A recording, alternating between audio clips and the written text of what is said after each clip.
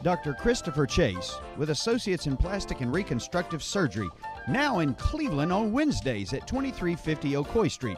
Call 624-0021 for an appointment now. Certified by the American Board of Surgery and the American Board of Plastic Surgery. Offering facial procedures, body contouring, skin resurfacing, and specializing in breast augmentation, including the newest transumbilical or belly button augmentation for less scarring, ladies. Call Dr. Christopher Chase for an appointment now, 624-0021. I'm Sarah Abel. Here's a look at your weather forecast. Partly sunny skies with highs in the middle 80s. Cloudy overnight, lows in the 60s. A slight chance for showers tomorrow and cooler. Highs in the mid 70s. That's a look at your weather forecast on Whoop FM. You are listening to WOOP-LP, Cleveland, Tennessee. Whoop FM is a broadcasting service of the Traditional Music Resource Center, and we play America's original music.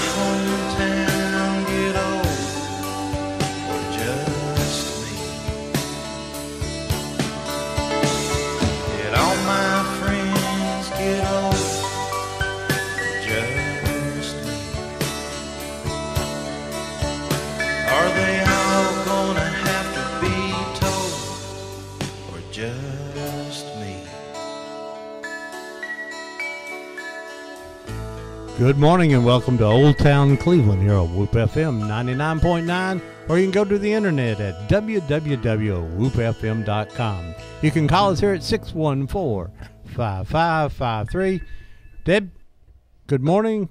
Tell us what's going on and introduce, if you know this guest sitting next to you. Well, I wrote her name down. Maybe I can remember it. Maybe you can remember this one. Good morning. This is October the 5th, 2013, and today we're going to be talking about the southeastern corner of Bradley County and the folks that live there and the churches and the cemeteries and all of those kinds of things. So if you grew up in that community, or if you still live in those communities down there as Bucks Pocket and Valley View and Felker, Bonarges. Bonarges goes on across the line, though, doesn't it? That's okay. We claim it anyway. Yeah. And, well, matter of fact, you get down into some parts of the countryside, and you'll have a graveyard that half of it's in Georgia and half of it's in Tennessee. But at any rate, we have my sister Vicki here with us this morning, and if you're looking on the internet, you may think you're kind of seeing double. I'm sitting over here, and she... And I've been able to say all I'm going to be able to say today, the rest of the day. If you'd brought the other two sisters, I could have just left. You would have left. You would have left. He would have just left us here by ourselves. But we hope you enjoy the show, and we need to send a big shout, and we love you out this morning to Mr. P. Dab. P. Dab had surgery this week. Yeah, we were glad we ran into his brother, Howard, and he said that things turned out good. Good.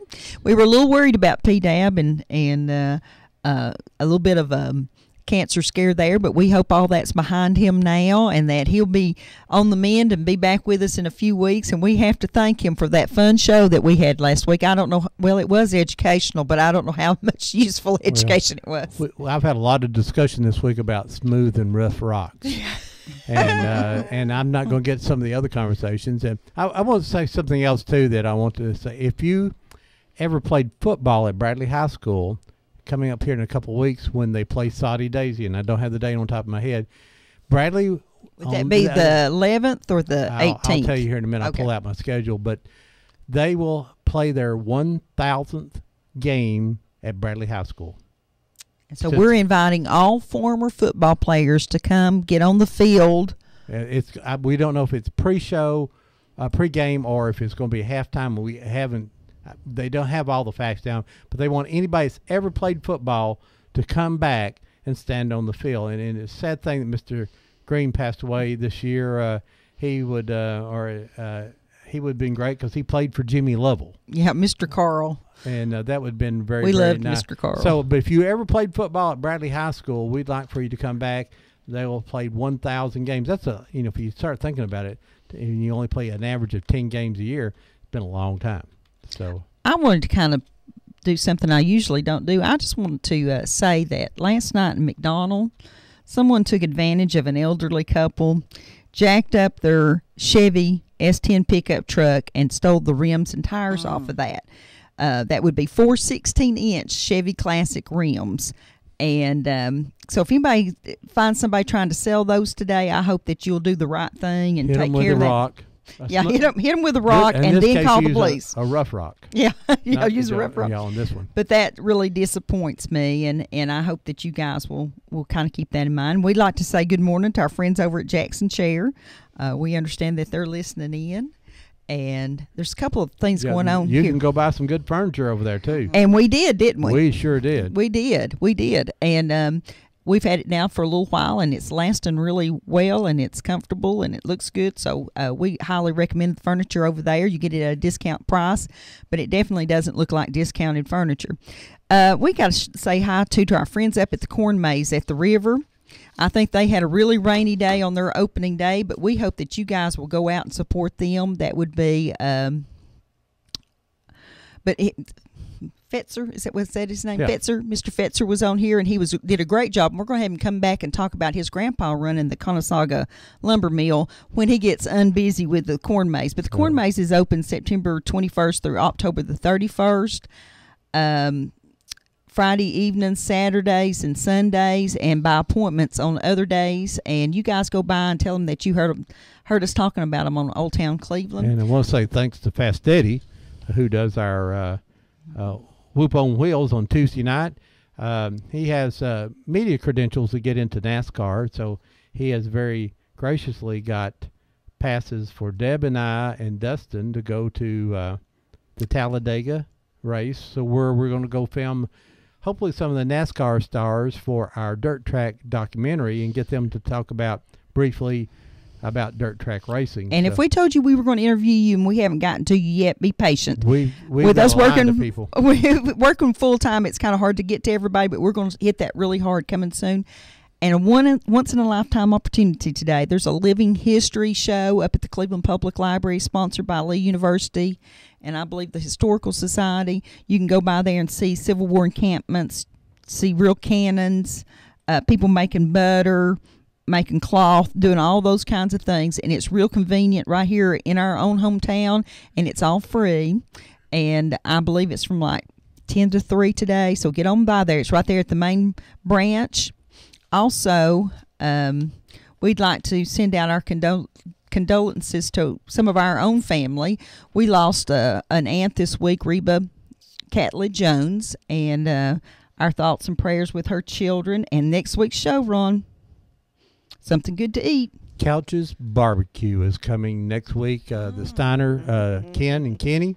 I think the way, or Ken or Ken Now, Jr. we told the snake handlers we didn't want any live demonstrations, but we do hope that the boys from Couches bring us some samples. And we would like to say that, like to say hello to our friends over at the diner on First Street. We had some biscuits over there this morning. Very, very good people. Kathy and Martin over there. And they have one of the best hamburgers at lunch, but you can't catch them on Saturday for a hamburger unless you get there a little earlier. Mm-hmm. But the rest of the week, really good hamburger. And our friends at Stadium Barbecue, we had their smoked wings the other night, and that was good. And we tried the Big Easy, which I understand. I see here that they're one of our advertisers now. Oh, okay. And we went to the Big Easy Bar and Grill last night, and their chili is really, really good. It's not a normal chili. They serve alligator, crawfish, shrimp. The shrimp I got was real unfrozen shrimp, hand breaded and cooked. Yeah. What about frog legs? I didn't see frog legs, but there they might got be some. crawfish etoufflée. That's why I didn't order it, because I couldn't say it. That sounds fancy.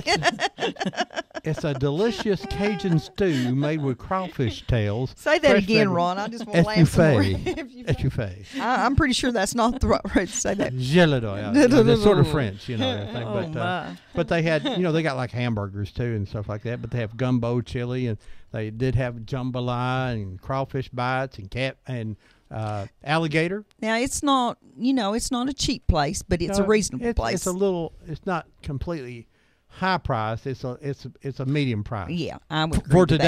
today, 10 years ago, that'd been really expensive. Now, if you pour, it's really expensive. Our good friend Shane Lowe plays live music down here at the Bistro on Thursday nights, and then JoJo Collins is here on Wednesday nights. And Shane Lowe's the biggest hit around in the southeastern corner of Bradley County. In his mind, yeah. In his mind, Yeah. because he also plays at the Rebel on Fridays Yeah. nights. So, a good friend of ours. All right, Vicki, What? Did I just speak to this can? you speak right into that can there, and then the wire runs over here to this. You grew up down in the country with you know Deb how here. far out Ron says we lived? He says we lived so far out that we didn't get the Grand Ole Opry to Tuesday night.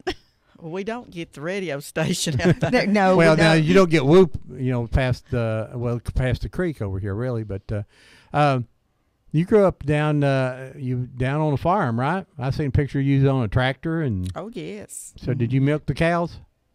There weren't really that many cows to milk. They were more beef cows. Did you were beef did cows. you drink the milk? Deb said she wouldn't drink the milk when it come out of the Oh, cow. I drunk it. Oh, And yeah. in the spring, it tastes like onions. Yeah, that's what happens. And We Mama lived made butter with the churn. And the daisy churn. We lived on I believe it was 80 acres farm that had been in our family since the 1920s. Prior to that time, the farm had belonged to the Overby family. Mm-hmm. Prior to that time, it had belonged to the Claytons, which are our relatives too.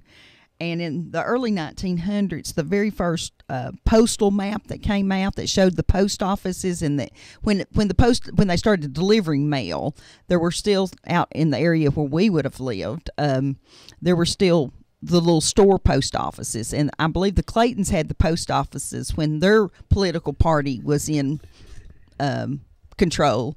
And then the Humberts over on the other side of the hill at the Bacon store, they had the post office when their political party was in control. It kind of switched based on political parties. But it was 80 acres of the original 160-acre plot. I really don't know who lived there. Tate Branch runs behind it. I believe the Tates may have... Eventually, it went back into the Cherokees. Of course, Yes. it had been Cherokee property. I have read that there is an Indian mound in that community. I've never actually been to it. I imagine Mr. Ogle down there past Fraser's Chapel could tell us where it's at. now, Daddy used to take us up on the hill behind the house, and he'd show us the place, and he said that was Indians. Indian graves, yeah. Yeah. And you got one of those bent tree markers somewhere down in that area, don't you? It's on the Cohutta side. Oh, is it? Yeah. So, but Now, that's most likely... that's a trail marker, right? I would think that as young as her tree is, and if you don't know what we're talking about, the tree's been bent that it almost looks like a horse's back, and then it goes up. It looks like a S or something, and it's most likely a property boundary. Is it pretty close to your property line? It's close to the Georgia-Tennessee line. Well, that may be it. It may be the marker for that because, the generations and generations did that. Although if you find a really old tree with the limbs that are bent really straight and then straight up, it's where they've been lashed together by the Indians. But see, most of those trees are gone well, now. We and have very few 200 over trees here now. I won't say where, but they've cut one recently. Yeah. On a main road here in Cleveland, it was very obvious. And it was definitely on a And Cherokee. somebody didn't know what it was, and they just chopped the top off of They it. chopped it off. So, Yep. we lost that one. Oh, But well. But they didn't know what it was, I'm sure. Deb and Vicki, I know down at Sugar Creek, one of the things that we talked about on Facebook is that there's a grave house there. Mm-hmm. And I tried to explain to people that a grave house is not a mausoleum. You know, in a mausoleum, you're not buried in the ground. You're in a vault. In a grave house or grave shelter, they bury the people normally in the ground. Then they build a shelter over the grave. Why do they do that? Well, it's more of a religious thing, I think. And of course, you got to go back to when you're thinking about the time before there were weed eaters and power tools and all those kinds of things. And it was really hard to maintain a cemetery, and especially to keep the graves filled in so that they didn't sink in and stuff. And so if you had monies, you would build a shelter over the grave of your relatives. And if Ron will put up here in a few minutes for you guys on the internet a picture of the cemetery at Sugar Creek probably 100 years ago. And in the background, there's a whole family standing up close to the camera. And then in the background, you see 3 little houses. If you go to Sugar Creek Cemetery today, you can see the foundations for all 3 of those houses.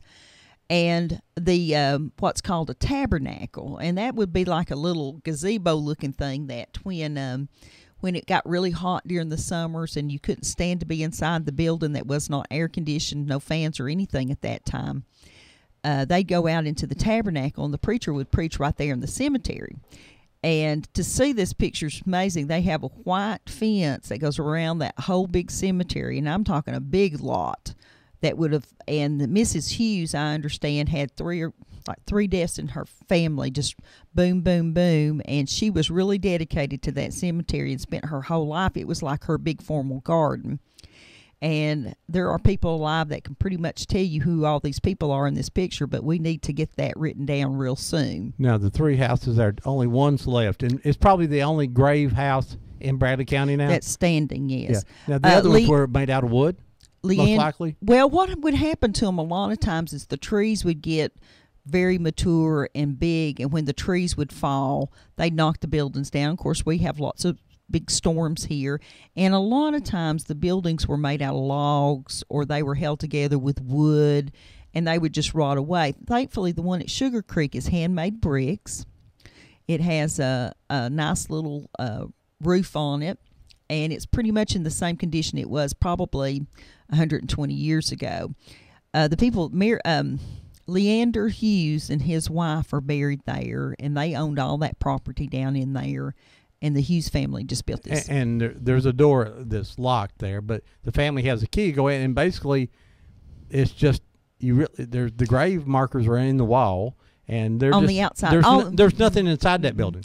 And a lot of people have told me that they remember the day and time when the church kept the lawnmower locked up inside there, because it's just the most practical place to put the lawnmower and lock it up. There was a little white frame church there until about 1950. Someone was burning leaves about this time of year and thought the fire was out, and they left, and later that night the building caught fire and burned. And they built a brick building just a few feet away from that building, and it's still standing today. There's some really old mature trees down there too. If you like to look at old cemeteries, Sugar Creek is a good example of a well-maintained cemetery that's still in use today. If you're interested in grave houses and these shelters, you can go to gravewalkers.com, and they've got pictures from all over the country. And these things are from elaborate brick buildings to almost looks like a chicken coop. And then they have, some of them are like doll houses. When a baby dies or a young girl or someone dies, they'll actually build a little doll house on top of the grave. And then if you look in the window, they've got little rocking chairs with dolls and things in there. So the burial ceremony is elaborate sometime. And so it's a good study. And we've actually seen the gentleman who does the Grave Walkers website. We've seen his presentation. John is all I remember. He's from Smithville. And basically he travels. That's what he does now. He's retired, and he travels around all over the country taking pictures. Thousands of them. Over in Middle Tennessee, they do a lot of the sandstones. They cut it into slabs and just put like a little, two of them standing up like a little teepee over the top of it. And so it's kind of like a regional thing. They still have a lot of those up in Kentucky. The big problem with the cemeteries down in the southeastern corner of Bradley County is they're old family cemeteries, and there's not grave markers, because Grandma knew where everybody was buried, that this was Uncle John, and this was this, and this was that, and this was this. And so, and there was no extra money, so you didn't mark those graves. But as the generations have rolled by, we've lost who's buried where.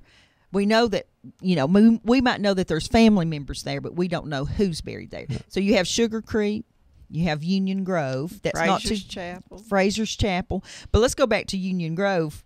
I thought, well, why would they call that Union Grove? And when I started studying the Confederacy for my book that I wrote last fall, I found out why.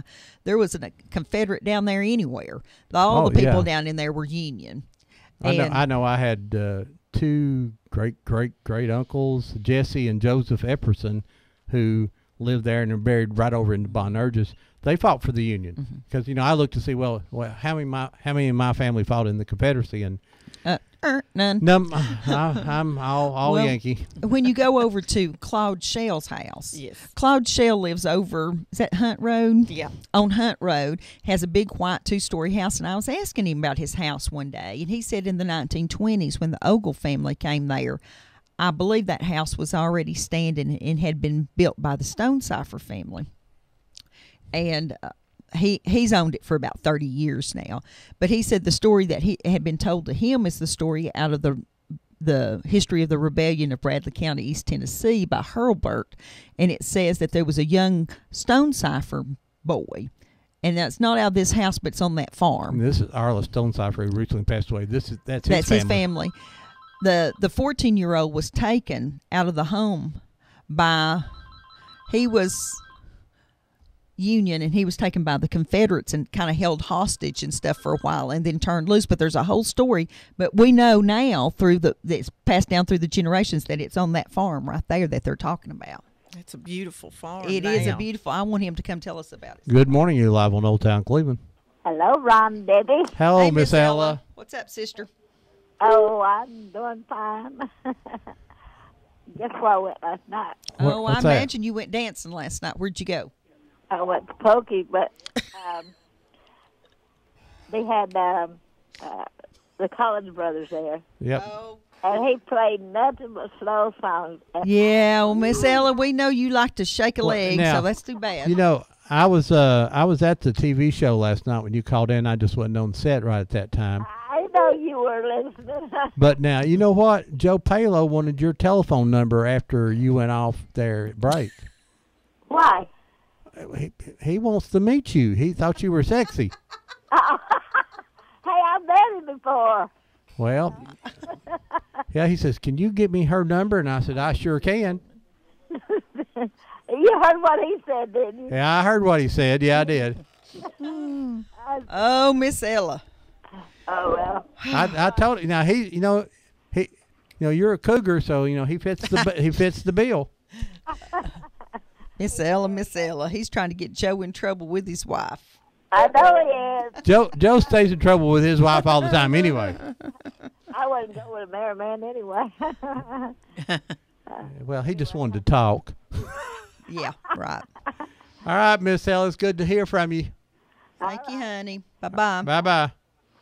Oh, Miss Ella. She can go sober up now. Oh, we got the phones woke up Good this morning, live on Old Town Cleveland. Hey, Mr. Ron, how you doing, buddy? Hey, Bullet. He's talking about Buck's Pocket today. Yeah, Yes. go ahead. I moved out there back in '73, and I used to live in Ralph Cochran. I don't know if your guest knows Ralph Cochran or not. Hughes Lake Road. Yeah, and I used to live in his house, and I know a lot of people lived out there. Hud Ogle Yep. and Randall Dunn. He used to be my boss at Magic Shelf. I think he still lives out there. It's a beautiful place. Yeah, it is, and I was baptizing in that Conasauga River. That's the coldest water in the world, isn't it? Was you over at Easley Ford? Right across that little bridge. Yeah. And I used to be a member of Bone Urges Baptist Church there, too. Mm-hmm. And I went there, and Jerry Campbell was the pastor back when I went there. And but like I say, I didn't live out there all that long, but the time I did live out there, I made a lot of friends. Where'd you go to school when you lived out there, Bullet? Well, I didn't go to school then. I was already out of school. Oh, okay. He's a lot older. I had to point that out, Bullet. Well, I'll be honest with you. When I first moved out there, that was my first marriage. I met a girl from Polk County, and we actually moved there. And to tell you a story real fast, when my first daughter was born, I had to drive her. I think her water broke, and I had to drive her all the way from Conasauga to Etowah. I went through Polk County, 80 mile an hour. You can't do that now. You'd get a ticket. Yeah. Anyway, my daughter was born within 5 minutes, and I got to the hospital. Woo, that's a long way to go. You're about to have to learn how to birth a baby right there on the side of the road. Yeah. Ron, we're going to have a big night next Friday night now. Yeah, it's going to be a big game there. And you know what, Bullet, I think it's a toss-up. It is. I think whoever makes the most mistakes. I say whoever scores the most points will win. Well, I think Right. I mean, whoever wants it the most. right. And, I think Bradley played an excellent game against Ottawa. They missed an extra point and got a field goal blocked. Same thing basically happened down at Cleveland, I know they missed an extra point, which come back to haunt them, and it was the kicking game got both of them last night. I don't understand my radio in my place where I stay at because I barely can pick up your station, so I'm under sitting in my car. Mm-hmm. I'm picking up loud and clear. I think that the car's just, especially a little bit older car, has a better antenna on it. Well, it must do because I don't know what problem. I might get me another radio, I guess. Well, you're gonna have to wrap your room in aluminum foil and get the signal so it'll come in or something. Or put it on top of the building. Yeah, That's it. Yeah, That's it. Get you a ladder and sit up on top of the roof, and you hear it great. Just wrap some aluminum foil on Paul and make him stand there with his arms out. Maybe you can pick it up. Well, I also want to give up my best wishes to P-Dab, too. He's a good guy. yeah. I think P-Dab's going to whoop this, and he's going to be fine. But we certainly are thinking about him. Yeah. You know, Bullet, right outside in the mall out there's a bunch of benches and tables, and we've got out in the mall. You can actually hear the sound, so you can come out here and sit in the mall. Well, I do sometimes, and you don't even know it, do you? No. Well, I've seen there's some folks that come out and listen. That come out and listen a lot. We'll see them out there. My brother does that. Mm-hmm. Is Bullet his first name or last name? Who is he? This is Bullet's Robert. not his Robert. Robert who? What's that? What's your last name? Robert Goins. Goins. Robert and Paul Goins. And Ralph Cochran, when I lived out there, he used to fly his own plane. And I don't know if he used to. I don't know if I guess he's still living out there. I haven't seen him in a long many years. I moved away from her in '76. Did he land out there? Yes. Oh, he landed out there too. Where did he land? In the field. I mean, I don't know where his place is. I think he lived. Is it down there towards the Georgia line where the Cochrans live now? You go right. It's just where that deep curve is, right there past Union Church. Okay, that's where I'm. That's where the Cochran place is. All right in there. Yeah. Okay, Bullet. Thank you, buddy. Okay, we'll see. That the Cochran families that's down there now is out of Dr. Cochran's family. Right. And down there, I believe, where you're talking about where the airplane would land, is the same place that he had his little office. Dr. Cochran did now. That was in the 1920s and 30s. He flew the plane. But I think Ralph died. But I'm not sure. Good morning. You're live on Old Town Cleveland. I just forgot to tell you something. Okay. My sister has cancer, and I think she's going to have surgery. But Now, which one? Irma, Okay. the gospel singer. Yep. Okay. Well, we'll certainly be keeping her in our prayers too, Miss Ella. She's had 30 surgeries already. Yeah. Oh, I know. Yeah, a lot. Yeah, she's been through a lot. Thank you, sister. Okay. Bye-bye. The train coming through down there on Central Avenue right now. She lives right off Central down that way. I thought That was the I train. heard a train. I thought Yeah. I don't remember a train come She through. lives- Well, we got some people woke up here this morning. Good morning, you're live on Old Town Cleveland. Good morning, Rob. Hey, Bernice. How are ya? Hey, Miss Hey, Bernice. We're doing great. Darling.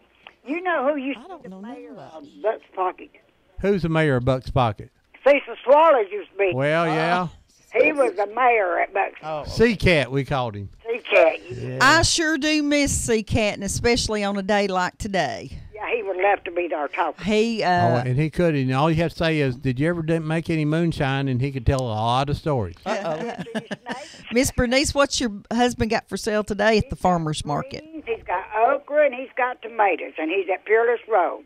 Okay, so we're down to okra and tomatoes. Yeah, Okay. shake Well, your we hand. told you that the squirrels ate all of my tomatoes, so I might have to come see him here in a little while. Okay. Well, shake the hand of a veteran. There you go. And, Good man. Thank you Oh, very much, that's hon. sweet. all right, bye-bye. Bye-bye. So go out to Peerless Road this morning and chase down Bernice's husband. He's the veteran. He drives a white truck and's got on his Korean War. thank you, Korean War veteran hat. Right, and go out and support these. You know, these people make a little extra money selling these vegetables and things like that. And and if you don't have a green thumb like I don't, I usually have a bruised thumb. Some way comes up, but Ron can grow peppers and that's it. I grow really good peppers. Vicki, I wanted to ask you when you grew up down on the farm. I mean, what amenities did you have? Did you have indoor plumbing? Did you have electricity? What did you have when you first got we down weren't there? there. Depression Well, run. I want to know what you had down there. Did you Now, have there cell was phones? an outhouse still We standing. had a home phone, and we didn't have a home phone till we got there. And then my mom just refused to move that far out in the country without a phone. Now, for the folks who are listening and don't know where we're talking about, that would be almost to the Georgia line right off the Keith Valley Road, which is where the old Stevenson farm is. We had a home phone, but it was on a party line. It sure was. Yeah. With about maybe 8 other families. I don't know, but people only used it when you really had to, so there wasn't really anybody on there. We lived in an old, probably late 1800s house with a new addition on the back, which had a modern bathroom. Although it did have one of those big claw-footed tubs in it that I'd like to have now, but it's probably long gone. So now, but still a long way out. Yeah, but you just. And where did you go to school there? Valley View. We went to Valley View. Valley View, of course, was 1st through 8th at that time. And, you were talking about, well, what did you do? Well, you bought your groceries on Friday afternoon, and if you ran out of bread before the next Friday afternoon, you just did without. Of course, our mom was at home at that time operating a chicken house, and so she could cook. She could make something out of nothing. And we'd pick and freeze blackberries and peaches, and she'd can. And we'd make a list and call in Watson's grocery store on Wildwood, and then Dad would get off from work at Dixie Foundry or Magic Shelf. I believe he started out when it was still Dixie. Yeah, he started out when it was Dixie, and he'd bring the groceries home as he come home then. And that's just what you had. Now, every now and then, we go to Miss Cora's Shields store that was right down in the edge of Georgia, and I would remember that if you might get a whole cola yourself, but most of the time you got half a cola and half of a candy bar. And the cola come out of the ice or the Coke chest like that had water in there. Did Remember it? that? No, I it don't had remember water, that. and when you'd get the bottle, it'd be wet. Yeah, Cora Shields was who was she before she married? I'll think of it here in a minute. She wasn't a Crider. No, I'll think of it. She's a Keith. Yeah, she was. Thank you. She was Cora Keith, and she lived just down past.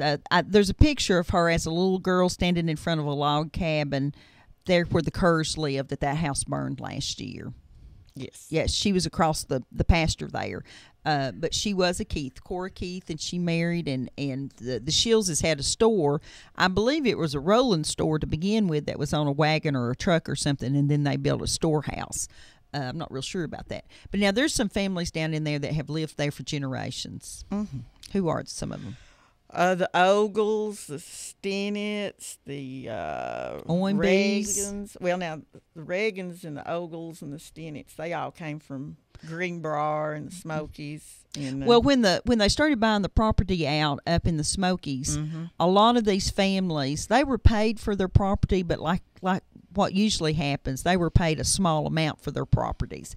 And so when they got ready to leave there and find a new farm to live on, and Bertha Rayfield told me all this, and she's well into her 80s now, still alive. 87, I think. 87. She told me that when the families came down in here and bought property down in the Bucks Pocket area, because there weren't very well-developed roads, or there wasn't very much, there was just big open farms down there, and they were able to buy portions of farms for a cheap price because they weren't well-developed. And so you had a whole bunch of families that moved at one time, the Whaleys and the I'd say some of the Claybows and the McCarters. The McCarters and the Claybows came from up in the mountains, and the Shieldses, the Regans, and all that. I think the Reagan family that lives down there close to you actually brought the grandpa that came down here actually brought a big twig of a holly bush in his pocket and planted it there at that place, and now they're just big tall bushes. That was as tall as the house. Yes, but all of those families came into that area at one time, and my mom would say that she lived over the Georgia line there in Red Clay, and she said that a big number of the Dunns and the other families like that moved in all at one time. She said, at the end of the school year they weren't there, and at the beginning of the next school year they were. So that's how we got all these nice families down in this area. And then when you go up to the Smokies, you find people with those same names all the up in there. Rayfields. Yes, right. And Bertha was just telling me last weekend about the Knights, or another family. Yeah, the Knights, and they connect in with the Regans. And she was telling me Olivers, about some of them going back to the Smokies because it just wasn't home here, and they'd moved back. A few of them. I think her favorite story that she told me is that I believe it was her dad had gone back to their old homestead and was picking their apples, and he got arrested. And then when he was brought in front of the judge for going on the National Park Service's land and picking the apples, the judge had the same last name as he did, and let him go. Didn't charge him with stealing the apples. Good morning, you're live on Old Town Cleveland. Ron, this is Ashley Owenby. Hey, Ashley Owenby. Listen, I want to say, listen every Saturday. Great program. Really enjoy it. Keep it up. And I've got a Buck's Pocket story. Go right ahead. I was raised about a mile from Ladd Springs Road, going down Spring Place. And, I never knew anybody knew anything about Buck's Pocket. I did, the people down there. But anyway, I started practicing law about 27 years ago with Conrad Fennell. Conrad hired me. And he always went to Meigs County. And every time Conrad went to Meigs County, he never lost. But anyway, he had all these cases over there, and they tore the courthouse down one time. So I was over there with him, helping him get some witnesses together. And I was talking to one of the officers. They had some more security because they'd had some troubles over there. And I was talking to one of the officers, and he was, I think, a Decatur city officer. And I asked him, where are you from? 10 Mile. Yeah, it's a beautiful area. And Meigs County is gorgeous. He said, where are you from? I said, I'm from Cleveland. He said, what part? I said, well, I'm from Buck's Pocket. And he said, you're from where? I'm from Buck's Pocket. And it's just like I hit him in the stomach. And, of course, Conrad was listening. He looked around and said, yeah, he's from Buck's Pocket. That's why I hired him. And anyway, he just acted like he went over and shook my hand again. Well, gosh, we're glad you're here today. They weren't sure people in Buck's Pocket wore shoes. Ashley, what do you know about, was it your grandpa or your great-grandpa that came here from the mountains? I think it's my great-grandfather came here. There was a group of my family came from Sevierville, and then my grandfather, his name was Ashley, too, and he followed him down here, and that sort of is in the south end of the county and sort of came on out from there. That's my understanding. What was there, 13 kids in that family? Do you remember? My grandfather had 16 children. And I've seen that iconic picture of them, that there's like even number of daughters and an even number of sons. There was no cable TV back then. Yeah, it looked like they were taking a picture of the entire country of Panama there. Yes. And the kids and everything. Big family. Yeah. Have you ever been able to determine exactly where they came from in the mountains? To my understanding, of course, I have an Aunt Ruth that really has looked into this. I really haven't. But to my understanding, if there's an Owenby, an Owensby, an Owenby, no E, all those are related, and all of them pretty much have come out of the Sevierville area. Mm-hmm. That's sort of my I didn't know if you were able to, pinpoint a particular farm, because I think I remember seeing pictures of your grandfather, your great-grandfather, back up in the Smokies. Ashley, is all those Owenbys on Spring Place all going out? Is that all related to you somehow? That's all relatives. Yes, they're all. My grandfather had a cousin and some cousins down there, and they all had children, and so we're all pretty much related down there. I think the Ogles are all from Sevierville also. They are. And it's just sort of the same people that just moved down here and set up. Yeah, they all stayed fairly close together and started churches and schools and all that kind of stuff. Now, who was your mom before she married your dad? My mother was a Tate. They lived down in Spring Place Road. They were originally from Ducktown, and my grandfather ran for sheriff of Polk County in 1933. This is the kicker, Republican. Oh my! Oh my gosh! I'm so sorry. Needless to say, the outcome. And shortly after that, they moved down to Spring Place Road, and then, but that's where my mother's from. In fact, she's over at Garden Plaza, probably listening today. So, Well, we'd love to have her on the show sometime. You need to bring her. well, the next time you do something about Copper Hill or Ducktown, I'd love to get her. She's a little bit. I was trying to get her to call in last time, but next time you get something going, let me know, and I'll be happy to see what I can do to mosey her in that general direction. Well, that would be a lot of fun, and I'm sure that we usually have Ken Rush on when we do that, and he would love to talk to her.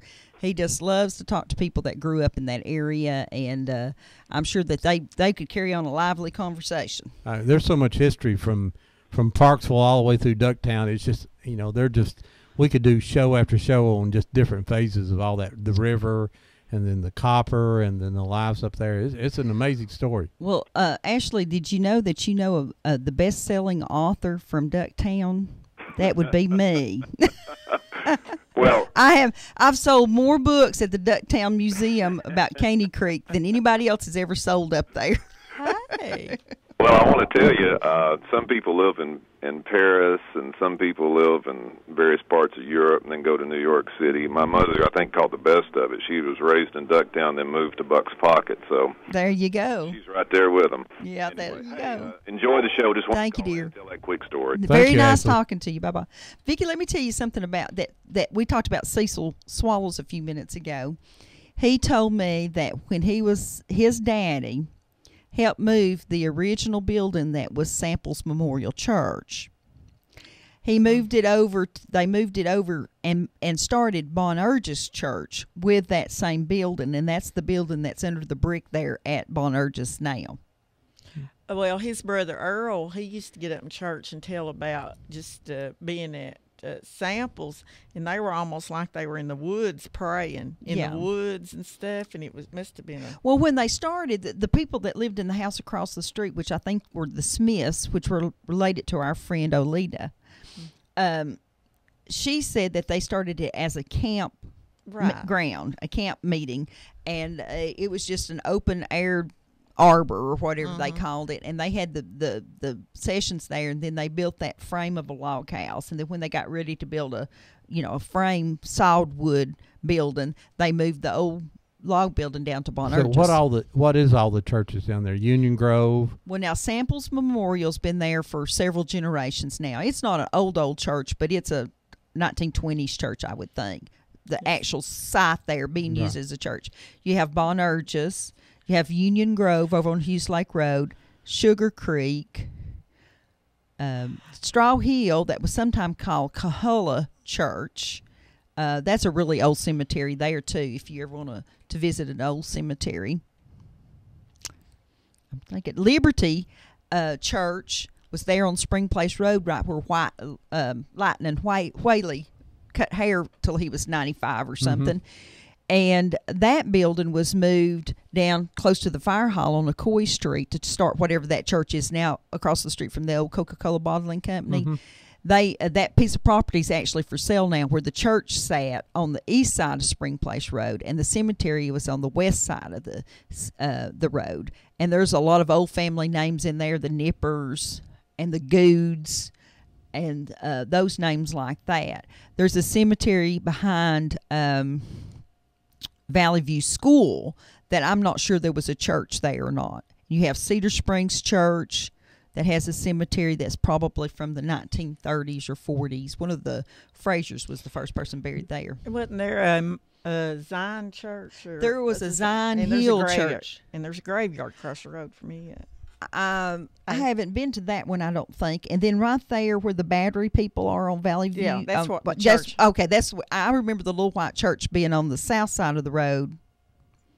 And then the cemetery's on the other side. You turn and go towards that old school, and the church was on the left, and the cemeteries. Now, Union Grove that our daddy attended in the 1920s, the school, the building is still standing, but it's in really bad condition. It's close to the elk farm down there, near the Ogle farm, and it's still standing, but There's a tree on the back of it now. Oh, Who owns that building? Is it the still- Halls do. Do they own it? I think it was one of those deals that they donated the property, and It when the went property back, ceased to be used as a school, it went back. But like in the 1950s, we had a big movement that we had over on Glad Springs Road. You had Glendale School that was on the Epperson property. You had Wooden School, which we'll put up a picture of it here in a few minutes, and you had there was another school there. Number 4. Is that Yeah. Wood School? That's number 4. That's number 4 school. Where was it at? It was where Red Caldwell lived. Okay. In that community, there was 2 number 4 schools. There was a school there across from Keith on Keith Valley Road. Yeah, and now that building's still standing and somebody's living yeah. in. Zion School was what that was. And it was one of those schools that in the 1950s, when they consolidated the schools and opened up Valley View, all those little community schools were shut down. Now, they were still just small 1-2 room schools, weren't Yes. Yes, and they finally figured out it would be cheaper to put everybody in one building and transport them to one building than to remodel these buildings. they? That's and, before they knew gas was going to be $3 a yeah, gallon. that's before they knew gas was going to be $3 The, a gallon. Of course, the number 4 school is one of those interesting because there never was a number 3 or number 5 or number 6 or number 2. There was just a number 4. And then when they rebuilt it, they rebuilt another school and called it number 4 school. The So new there was an number 4. old number 4 and a new number 4. Now, Miss Humbert, I believe she's 100 years old now or 90. Can't remember. She had a birthday not too long ago. She actually taught at the number 4 school. I think she's 39 and old. Good morning, you're live on Old Town Cleveland. Good morning. I was wondering if Debbie was going to stop talking. No. Nope. It doesn't happen. They won't let me say much. No, I know Vicky's there. I heard her laugh a time or two. You were talking about Ashley Ornby's mother. He failed to say that she will be 91. Turn that down just a little, T. She'll be 91 at the end of December. She still drives herself to the senior center 5 days a week. She is just precious. Well, we'll have to get her on here real soon. And you were talking about old schools, but now some of the old churches, were moved and stuff. And Howard Rayfield lives in the old Fraser Chapel. Mm-hmm. And I guess that's from the 1970s. The building? No, when he moved it. Oh, he moved it in 1974, 75, and it's a nice house. It still has the original lights hanging down on the chains and all that. When he moved it, I remember the people in the neighborhood knew that it was going to be moved that day, and there was people just lined on the side of the roads down there to watch it get to go up the road because that was exciting. I think it's probably solid wood, isn't it, Marilyn? I don't. All I remember is being there and going. I went one time. They had a shower or something there, and I remember the lights. I was astonished that they left the inside of it. Well, let me kind of rabbit trail here and tell y'all that I've been trying to get the Red Hill United Methodist Church building on the National Registry. Of course, this shutdown of the government's kind of slowed us down a little bit on that, but the thing that excited them the most is that church still has the original wooden walls inside, and it still has those little lamps hanging down from the ceiling, the old white globes. That's the kind that's in Howard's house, and he has the wood floors too. Mm-hmm. And I think that the church has the wooden floors, but of course they've got carpet over it now. I don't think that it's probably the original windows, but the windows in the church have bubbles in them and waves in the Red Hill building. And the only thing that I could tell them that had been upgraded is that they have put in central heat and air, which is really nice because it keeps the buildings from mildewing. And they've added on the bathroom there at the front. And then about 10 years ago, to meet the requirements, they had to put in a ramp. You couldn't have a public building that wasn't handicapped accessible. But they said that they're going to come look at it. They were impressed with the pictures, and they're actually going to come look at it. Because if it had vinyl siding on it or if it had major remodels, they won't even look at them. And then they asked me if it had any history, and I said, well, I only have a deed going back to 1840. I don't know about before 1840. Well, I was going to see if I could stump Vicky. Uh-oh. I remember going to Dolly Stevenson's house on Straw Hill Road, and Daddy and them would go hunting or fishing, and they talked about Little Egypt. See if Vicki knows. Yeah, Little Egypt is going out towards the Conleys there. Yeah. Well, You know why where did the- they call it that? I wouldn't have a clue, but do you remember going and picking muscadines at Little Egypt? If it was done, I was there. We used to go do that a whole lot, but it's going towards where the Conleys live from Aunt Dolly's house. Well, I could remember them talking about. Well, I'm enjoying it, guys. You're doing good. All righty, bye. And I was going to say something about Flint Springs School. I started Flint Springs in probably 1957, and my room was the first through the fourth, and we had a coal heater in our room. And one of my exciting days was the pipe fell and the room got filled with soot from the coal heat. And that's the only thing she remembers from school. I Marilyn, would you like to tell on She's gone, Vicki? I think. Oh, is she gone? Are you gone? Well, What, for saying what? no. For what? Last week, after she called in and told a story about an outhouse, and then she said, I should have told them that Vicki dropped my doll in the Oh, outhouse. Marilyn will never get over me dropping her doll in the outside toilet. And I couldn't have been but 4 years old. Okay, for those of you looking on the internet now, this is a picture of the inside of Wooten School. And over here on the far, it's Wooten School, Wooten. Over here on the far right is Mr. James Finley that still works at Walmart in the paint department. He was principal of Oak Grove. He's the license plate guy. For everybody. He's the license plate guy. He has a huge collection of antique license plates. Good morning. You're live on Old Town Cleveland. Hey, good morning. Good morning, Ron, and good morning, Debbie. Good morning. It's John England. How y'all today? Who is this? John England. Oh, you're Oh, John England. Go ahead, John. Yeah, good morning. Good morning. I have a Civil War story to tell you about the southeast corner of Bradley County down there. Go ahead. After the Battle of Chattanooga, you know, a lot of the Army came up here, and they spent the winter of 1864 here in Cleveland, and a lot of them camped over along Wildwood Avenue and over around the Big Springs and that way. And they had a picket post on the Spring Place Road right up at the top of the hill, about where the old Captain D's and where that Army surplus store is, right there at the crest of that ridge right there. They had a little picket post set up. And of course, in the wintertime, the soldiers didn't fight. And they, for the most part, they were friendly towards one another, and they would actually, ride up to one another sometimes and offer to trade a coffee for tobacco and have a conversation and things of that nature. And Wheeler's cavalry was in Spring Place, Georgia, when Joseph Johnston was at Rocky Face in Dalton, and they were in winter camp. And so the cavalry would run up the Federal Road, and they'd come up the Spring Place Road, and they'd kind of check on the Federal force up here and kind of circle back around the backside and see what's going on up in this part of the country. And so anyway, some of the cavalry from Kentucky caught wind that there was some cavalry from Kentucky that were here in Cleveland, but they were Federal.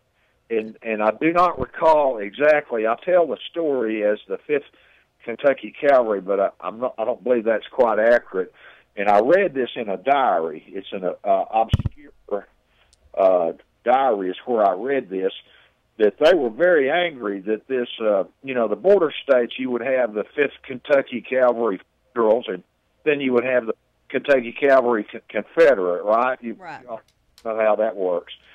Well, they had got wind that this 5th Kentucky Cavalry was up here, and it was wintertime. They weren't fighting, so they rode up the Spring Place Road one night, came all the way up here, and they came up to the top of the hill right there, and they talked to the pickets, and they said, we want the 5th Kentucky Cavalry to come out here because we want to kick their butts, fight them. It says like rivalry that they didn't. It was the 5th Kentucky Cavalry, Confederate States of America, and the 5th Kentucky Cavalry, Union Cavalry. Isn't that a cute story? That is funny. That is funny, and you have to kind of think about too how the roads went at that time. What we call Wildwood Lake Road was the beginning of Spring Place Road at that time, and once it came around through there and it hit Wildwood Springs. Yeah. The road, Hunt Road, which we call Truett Road now, went towards Georgia, and then Spring Place went towards Spring Place, Georgia. And so that's kind of how and then a road came across the hill over there that would come across Bates Pike. Yeah. Coming in from that direction, came in about where it came to Wildwood Lake too. Yeah. Yeah. They followed the creeks and they followed the springs and all of that. So all that makes sense. I think there was someone from both sides camped there at Wildwood Lake during the Civil War. Yeah. Yeah, and one house there was used as a Confederate hospital. Yeah. I imagine more than that, but there's a story about one. Wasn't Bates Pike what they called the cattle road, where they had 2 separate roads coming out of Polk County where regular people traveled, like Old Benton Pike. And the Bates Pike was for cattle. They called it Stock Road.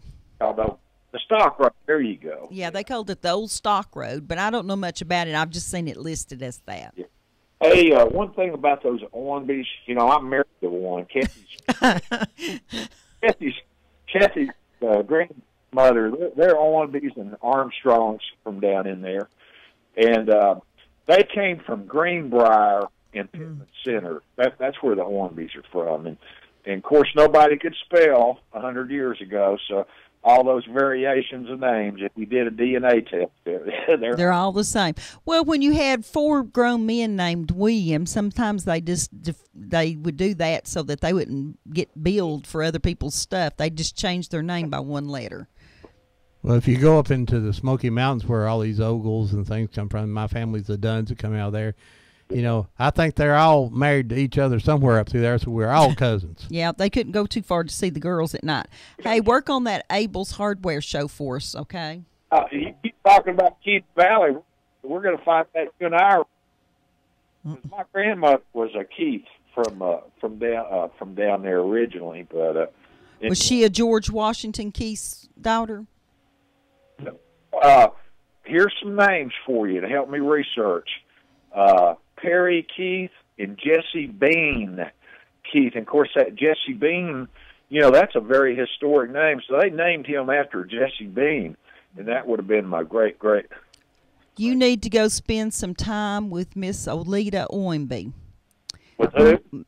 Oleta Owenby. She knows a whole lot about the Keith family and got lots of nice pictures. And Ruby Ball.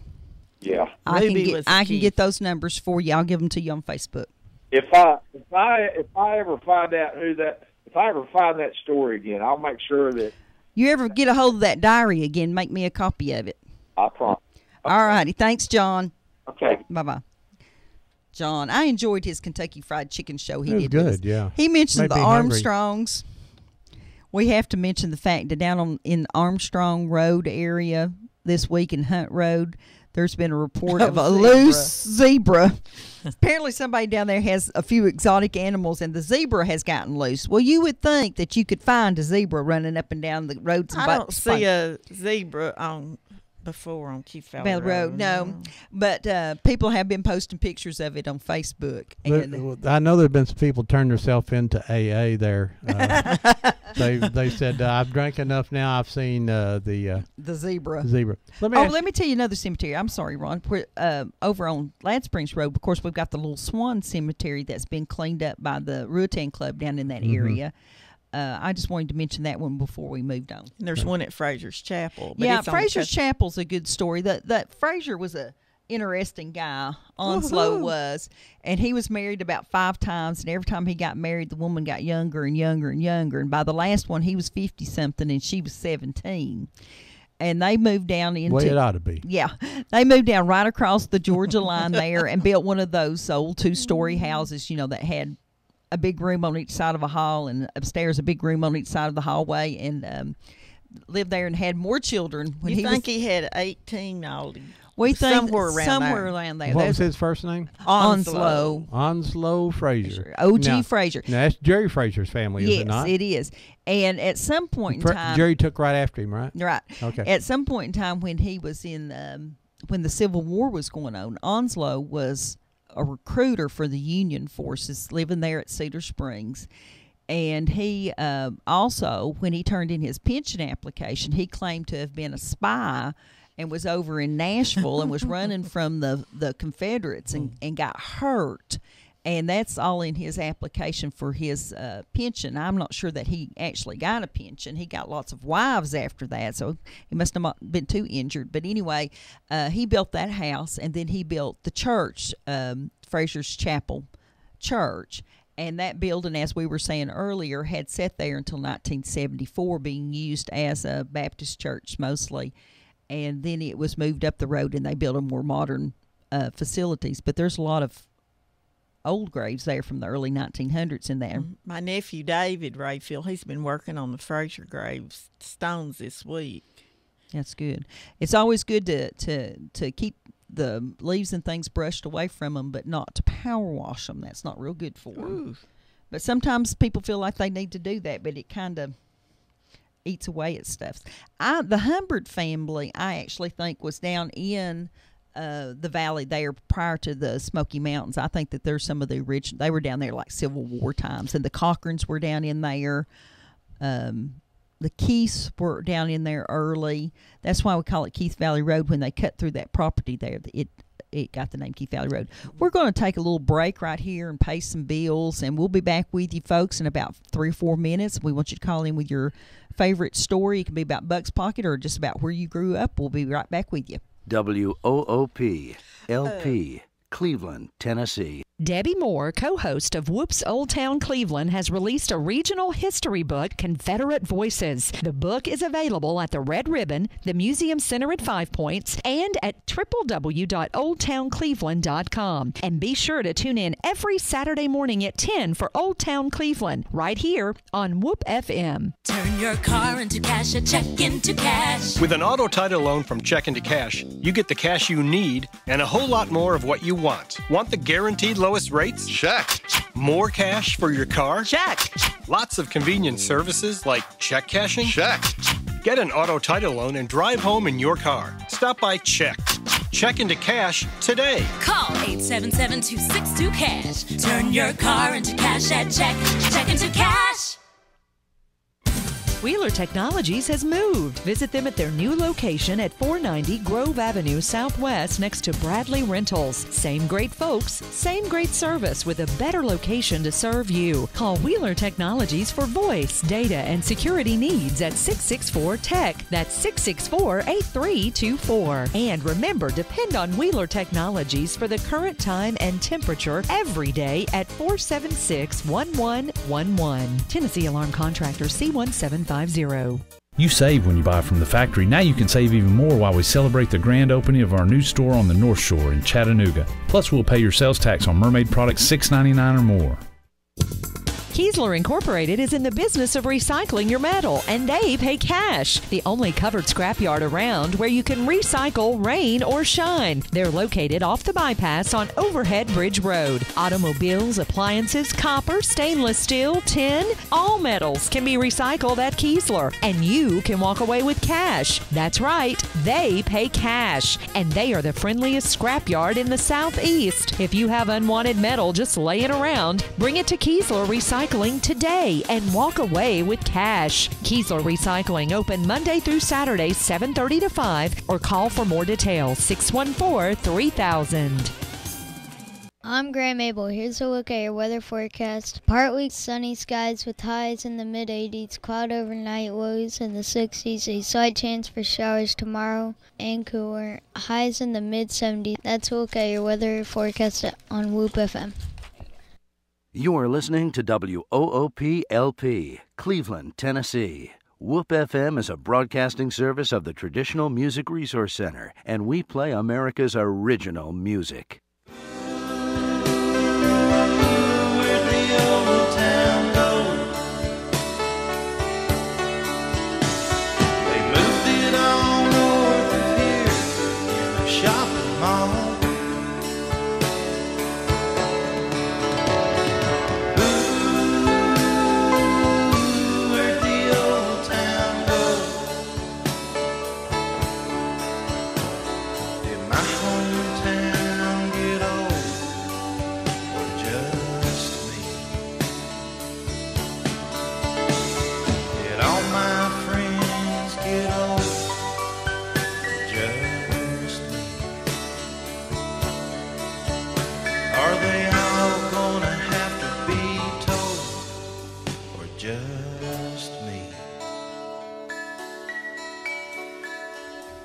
Welcome back to Old Town Cleveland here on Whoop FM 99.9 or the internet at www.whoopfm.com. You can call us here at 614-5553. We're talking about the southeast corner of Bradley County, Bucks Pocket, Union Grove, Sugar Creek, Keith Valley.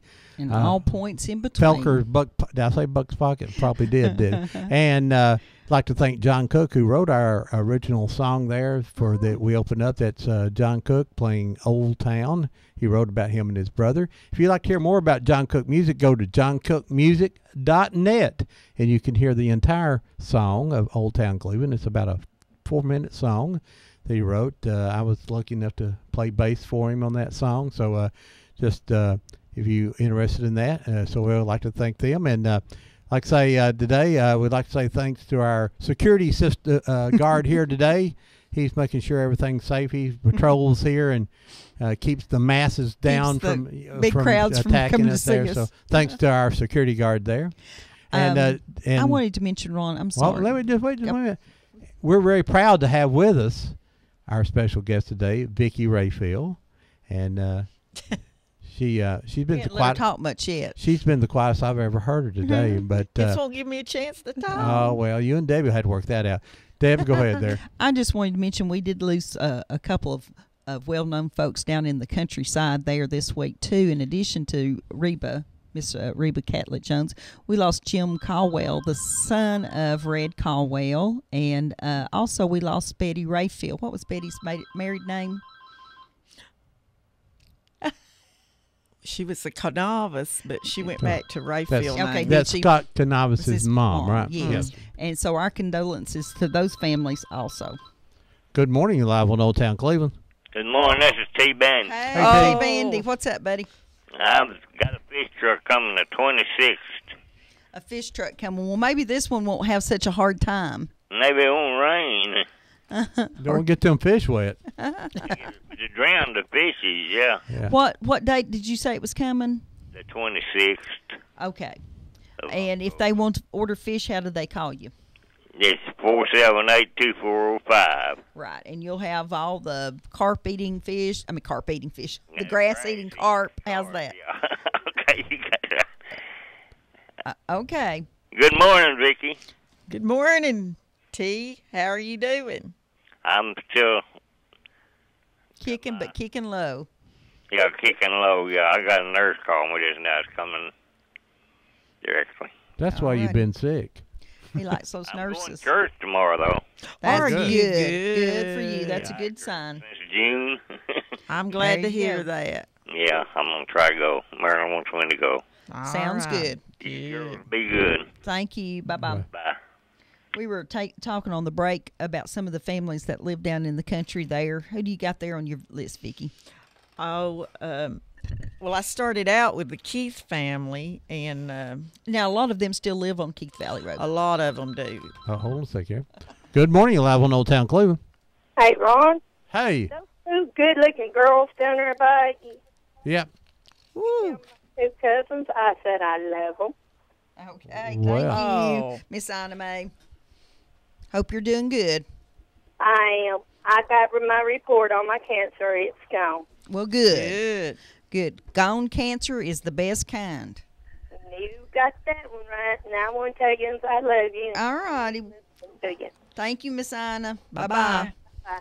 She and her husband makes the best hot slaw in the world. Are they? Now she's seeing us. Or she's probably just well, on you the can phone. see us, you know.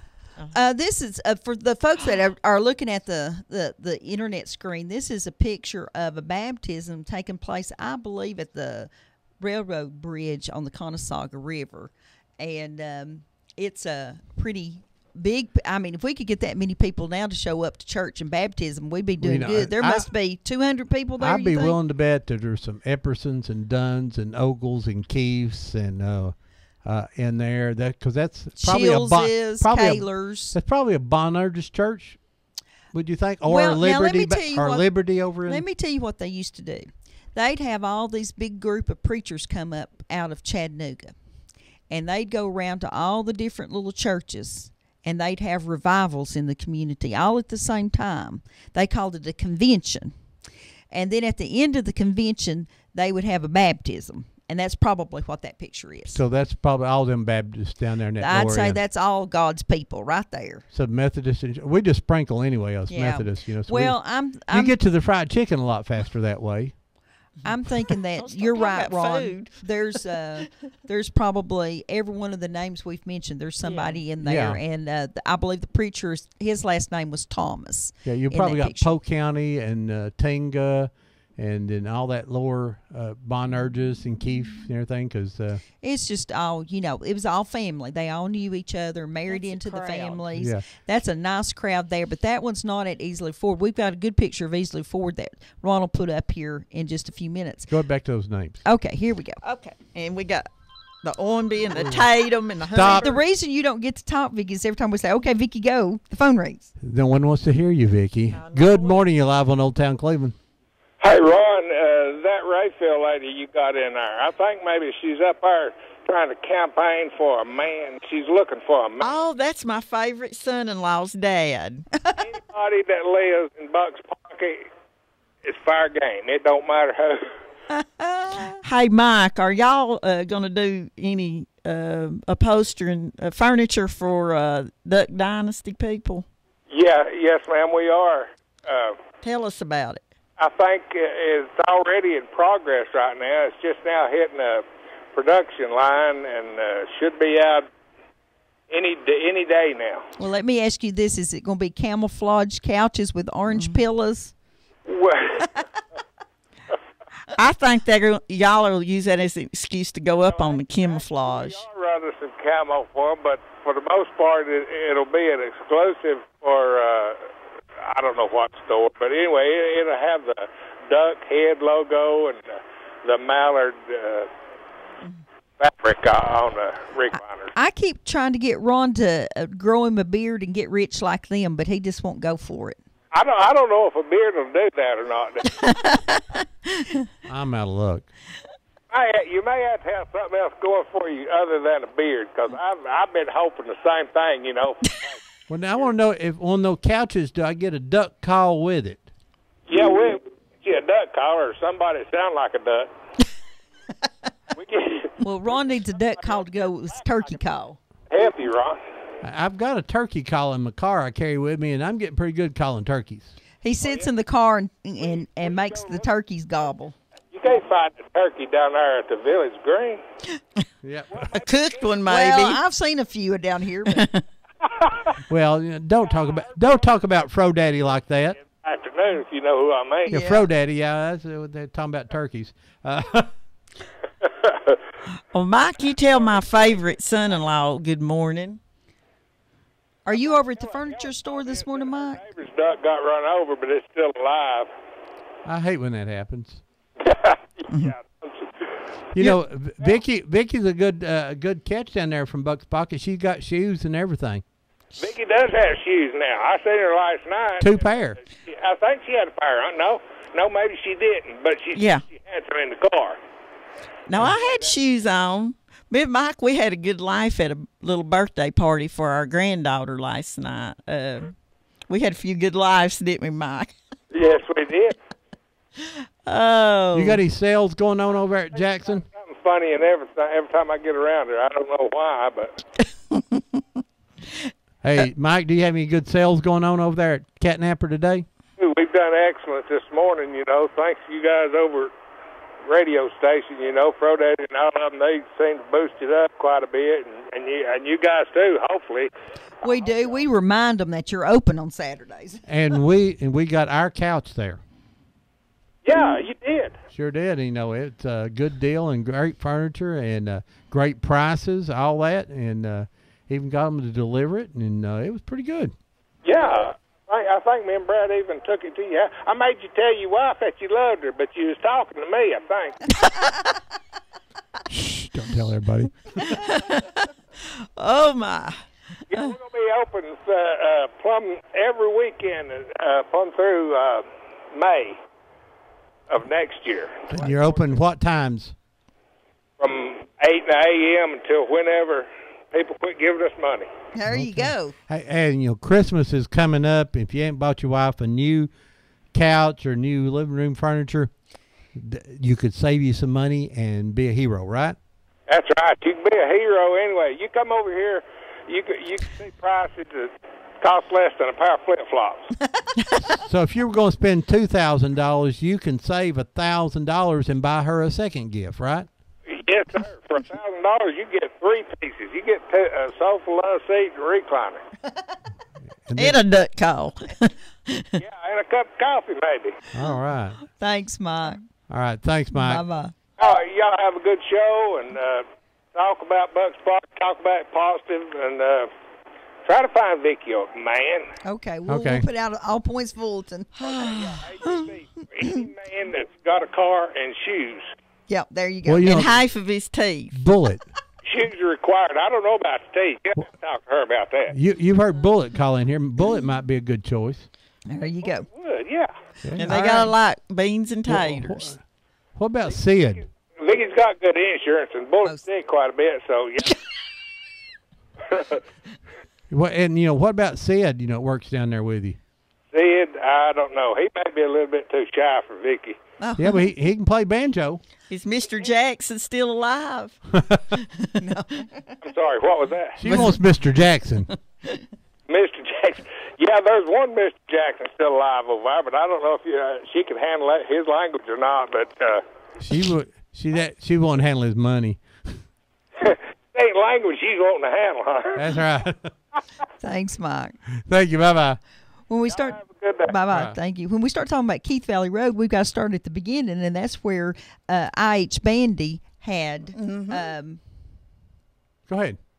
I.H. Bandy had his store for not a number. I mean, I think a short time, maybe 8 years. You think 7 or 8 years?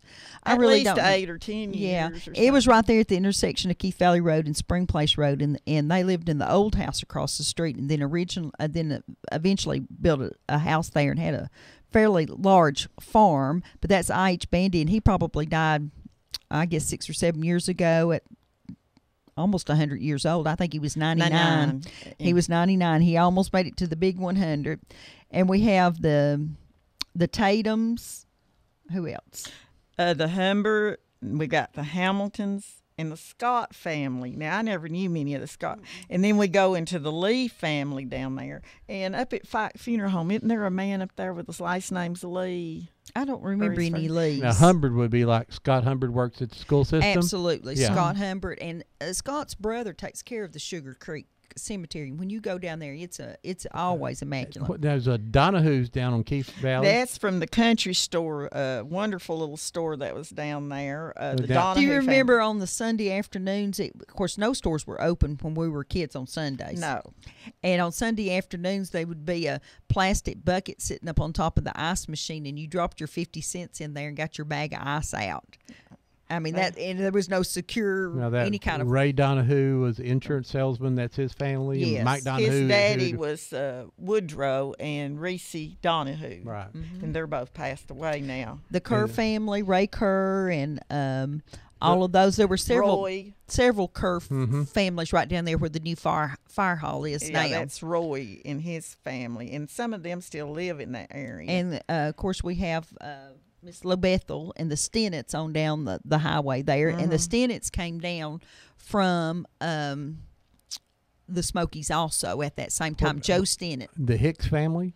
Gary Hicks used to be assistant chief police family. I think they're more over on Hughes Lake Road area and over into Bucks Pocket. Matter of fact, one of the Hicks family lives right there where the Felker little building standing that used to be the post office. That's right there at the intersection of Hughes Lake Road and Spring Place Road. Got any more names and the there? Holtz and the McCarters, and they connect in with the Calfies. Mm-hmm. And the Maples, they came down from the Smokies too. They lived right in that lower area. The Maples that lives there on the road going to the old home place. Yeah. And then Maddie McCarter, she's still alive, and she was our Aunt Dolly Stevenson's sister, right? Yeah. Yeah. One of those is, yeah.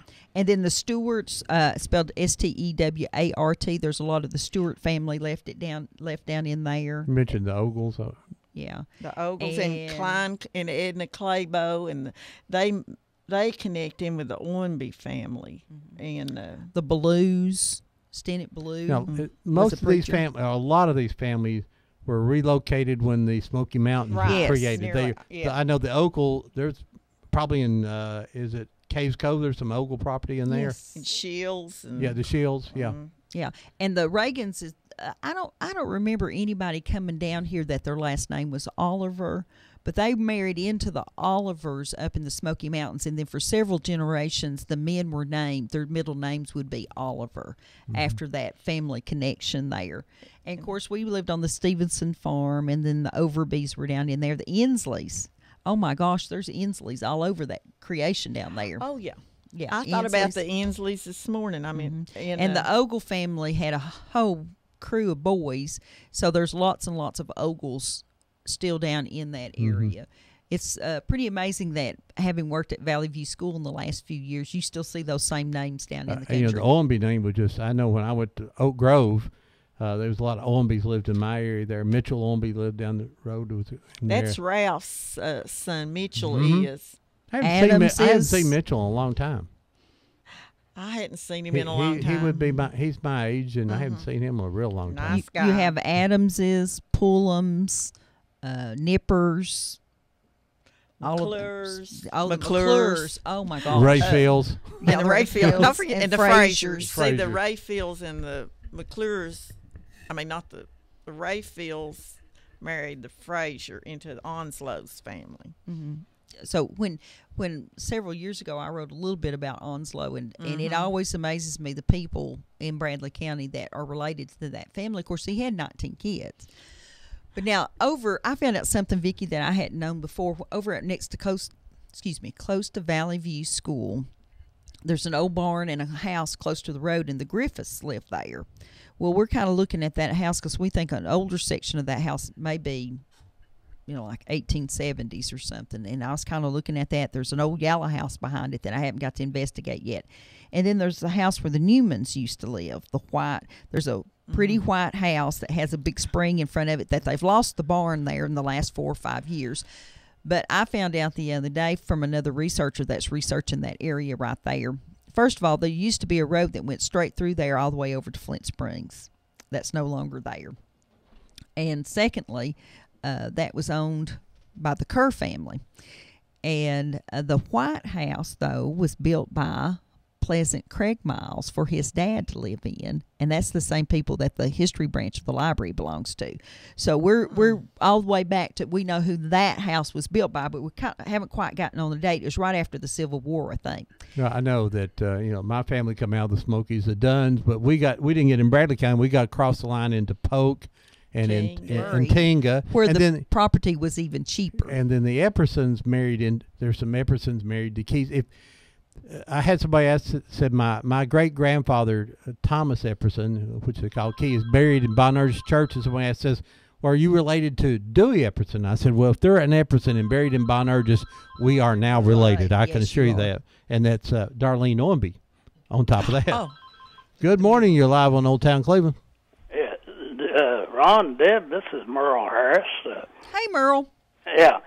Have you ever been in the old Shelton Cemetery in Lamontville? No, we haven't. Okay, there's at least 2 or 3 Confederate graves in there. Oh, really? Are they marked or? Yeah. Are you saying Shelton? Yeah, Shelton Chapel. It's just across from Meads Bluff there in McMinn County. Okay. Well, I guess if you've read my Confederate Voices book, there wasn't enough pages in there to hold all the Sheltons. Yeah, I've got. They was all fighting for the Confederacy. Yeah, well, the graves go back to about 1810, and I don't remember whether there's any Union soldiers in there or not, but I know there's 2 or 3 Confederate soldiers in there. Well, they got so upset down in Flint Springs and Red Hill area when the war started, and the churches got mad at each other because some of them was in the south, some was in the north. They was digging up people in the cemeteries and moving them other places. I have read. Yeah. And I thought, I'm pretty sure it didn't matter to those dead folks. Yeah, but I thought maybe sometime you'd like to go up there, but I'd go with you. Well, that's the best way to do it. If somebody that knows the community can take me up there, I usually get a whole lot more out of it than if I just try to find it myself. We'll definitely take you up on that. Are you in the phone book, sir? Yeah. Okay, I'll look you up then. Thank you. Okay. And thanks for calling. Call back sometime.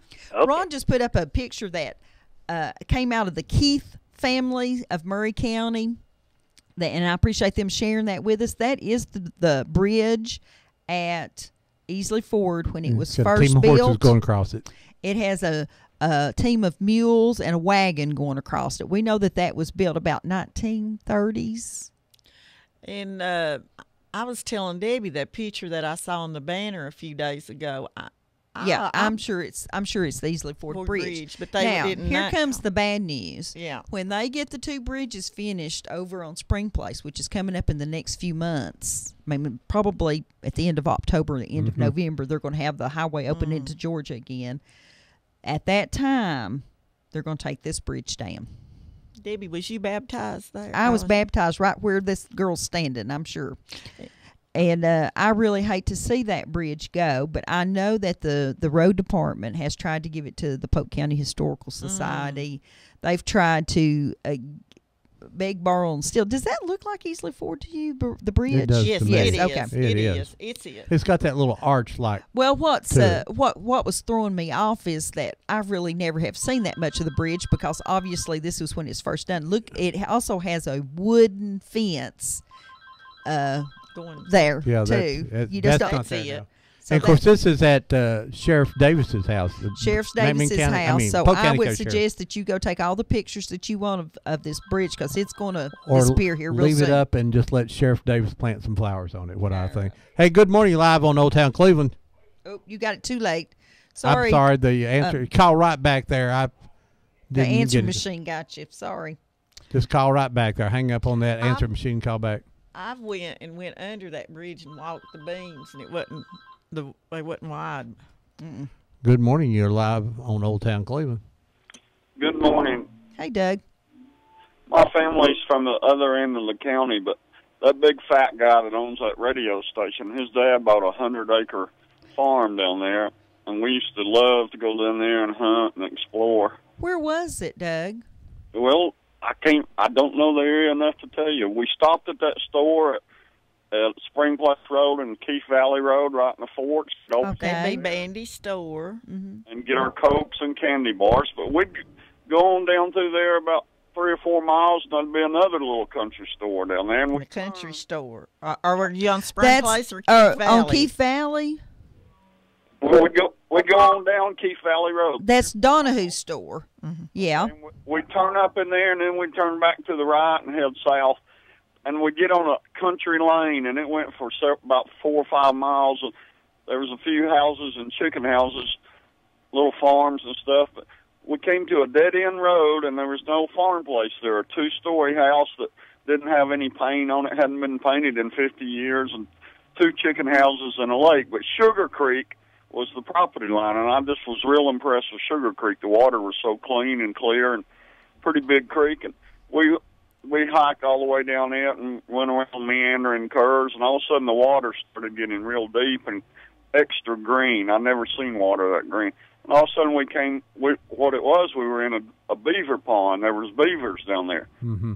That's the first time I'd ever experienced beavers. I didn't even know we had them in Bradley County, but there's bunches of them. There's a beaver house on the bank, so I got down on my hands and knees, and I'm crawling around the beaver house looking for an entrance hole. And all of a sudden, about 20 inches in front of me is a big cottonmouth with its mouth wide open and just as white as cotton. And I hollered for Jones. He's off to the left with his shotgun. He came running, and he shot that snake. And I don't know what scared me the most, being that close to that snake or having that shotgun go off that close to my front of my head. But little bit, reason I know it's a cottonmouth, and a lot of people say there's no more cottonmouths in Tennessee, but they're wrong.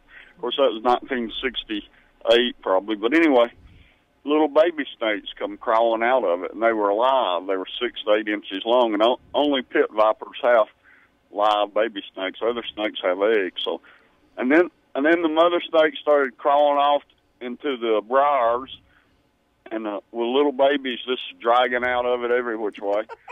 And I'm still on my hands and knees trembling, and Jones goes after it with a shotgun again, and all of a sudden Yellow Jackets are flying up his pants leg. But then I looked over and I saw bumblebees popping him in the back of the head. And it was funny because it was like on cartoons. He started running through the pine trees, zigging and zagging, trying to escape them, and they stayed right with him. They were really pouring it to him. When I finally was able to get up on my feet and I went over to him, I said, "God, we got to get you to the hospital. You know, you could die from that many stings." I knew I would have died because I have bad reactions. It took an hour to get back to his car, and he was in good shape by then. But I'll never forget that. So that's what. So if there's anything wrong with him, is your fault? Well, no, it's I can talk for days about that, but I shouldn't do that. I thought you was going to tell us you rode on a zebra out of there or something. Yeah, There's a zebra loose in that community now, which cracks me up. No, I quit drinking a long time. You know, the people don't realize when those beavers build the dam and they pond things up, that unfortunately their own waste gets dumped into the water, and the water becomes very bad. It sounds almost like where the Disneys live down at Sugar Creek, where you turn back to the right. They have beavers real bad right there on the Cochran farm. Mm-hmm. We're thinking you're down in the Sugar Creek community, because you could have gotten there from Keith Valley Road. You know, it's against the rule. It's against the law to bust up a beaver dam, but I bet those farmers don't pay attention to that. They hate them. Oh yeah. On another day, I was walking in the front yard of that old farmhouse by myself, and I walked around the corner, and there stood the biggest buck deer I've ever seen in my life. It's about 200 pounds, and it eyeballed me, and it put its nose down on the ground and started pawing the ground like a bull, like it was going to attack me, and I was afraid it was going to attack me. And then it just turned and ran away, ran all the way down the Sugar Creek and jumped over a fence, and that white tail was just flashing. I thought, actually, that's the only buck deer I've ever ran into in the wilderness. But, boy, it was huge. And it actually snorted at me, and it kind of frightened me that it was going to attack me. You don't have a lot of luck in the woods, do you? You need to stay in town. Well, now I'm so old and fat, I'll just stay in this bed right here. That's right. You have trouble getting into Hardee's now, right? Yeah. Yeah. Love to go to Hardee's and have those biscuits in the morning. Love to go to Pokey's and have lunch. And at both places, I'm telling stories about Sugar Creek and the cottonmouth eyeball me. And I know it was a cottonmouth. I had a buddy that's in the Snakes, and he said, "There's no way cottonmouths aren't in Tennessee." And I said, "This is back in the 60s. He said, "Well, it might have been. I said, "It was also very close to the state line of Georgia." And he decided, "Yeah, I guess I'm right." And I said, "Well, I know the live babies come out of it." He said, "Yeah, you're right. It had to be a cottonmouth." Anyway. Thanks, Doug. I just had to share my stories. Well, thank you. I always love them. Bye-bye. Bye. Debbie, that public swimming place they had on Hughes Lake down next to the line. I've never seen a picture of it, and I hope someone listening might have a picture of it. It was called Hughes Lake. And I think originally they had they'd started concreting in. It's still a little bit of the concrete. Concreting in because they felt like that it helped you not get diphtheria and all that stuff to being in water. Good morning. You're live on Old Town Cleveland. Yeah, Ron, not to get off the subject of what you're talking about, but I was wondering if you might give me some advice. Up where we have the funeral at the Veteran Cemetery, there's a yellow jacket nest that's about took over. Last time we had a funeral there, they had to move the chairs almost on the outside. But can you just tell me how to... I don't want to run my bush, but it looks like I'm going to have to. Can you tell me how to get rid of it? Well, there's several things people told me. One thing is you wait till night. They don't swarm as much at night. They're in there, and take you a big jar of gasoline and just stick it in the hole and just leave. Yeah, but it'll kill my bush. It will kill the bush. It'll kill the bush, but it's better than them killing the people. Well, I don't know. We did that, and the flowers and things in our flower bed, it didn't affect them very much. Another guy told me, and I thought this was a crazy idea, but he said he buys that can of stuff called Great Stuff, where you spray it in the hole and it foams up and closes it. He took them at night, sprayed the hole full of Great Stuff, and they're basically trapped in there. I'm going to have to do something because it's getting very bad. Well, I think you almost have to put the gasoline in there and just hope the bush doesn't get it. But you don't have to light it or anything. Just put the gas in there, get you a big quart jar, finish your moonshine, fill it back up with gasoline, and just wait till night, because if you go in the daytime, you're going to get tore up because there are a lot coming back. So they should all be back in. Pour it in there, then leave it alone. They say that will get it. What amazed us is after we put gas in ours, the skunks still dug it up and ate it, the wasp's nest. We can bring our skunk up there to you and let him eat it. Oh, my goodness. Well, I do appreciate you. Yeah, thanks for sharing with me. But now somebody else may have a better idea, how to do it. But I've talked to but that great stuff idea was, it's a foam. Once you spray it in there and it just foams up and, it seals up cracks and things. Yeah. And I'm going, well, that's an interesting concept, but it looks like they could dig their way out. I'm sure they have more than one exit, but I think I just pour the gas to them at almost dark. I'm going to have to try it. All righty, be careful. Good luck. Thank you. Bye-bye.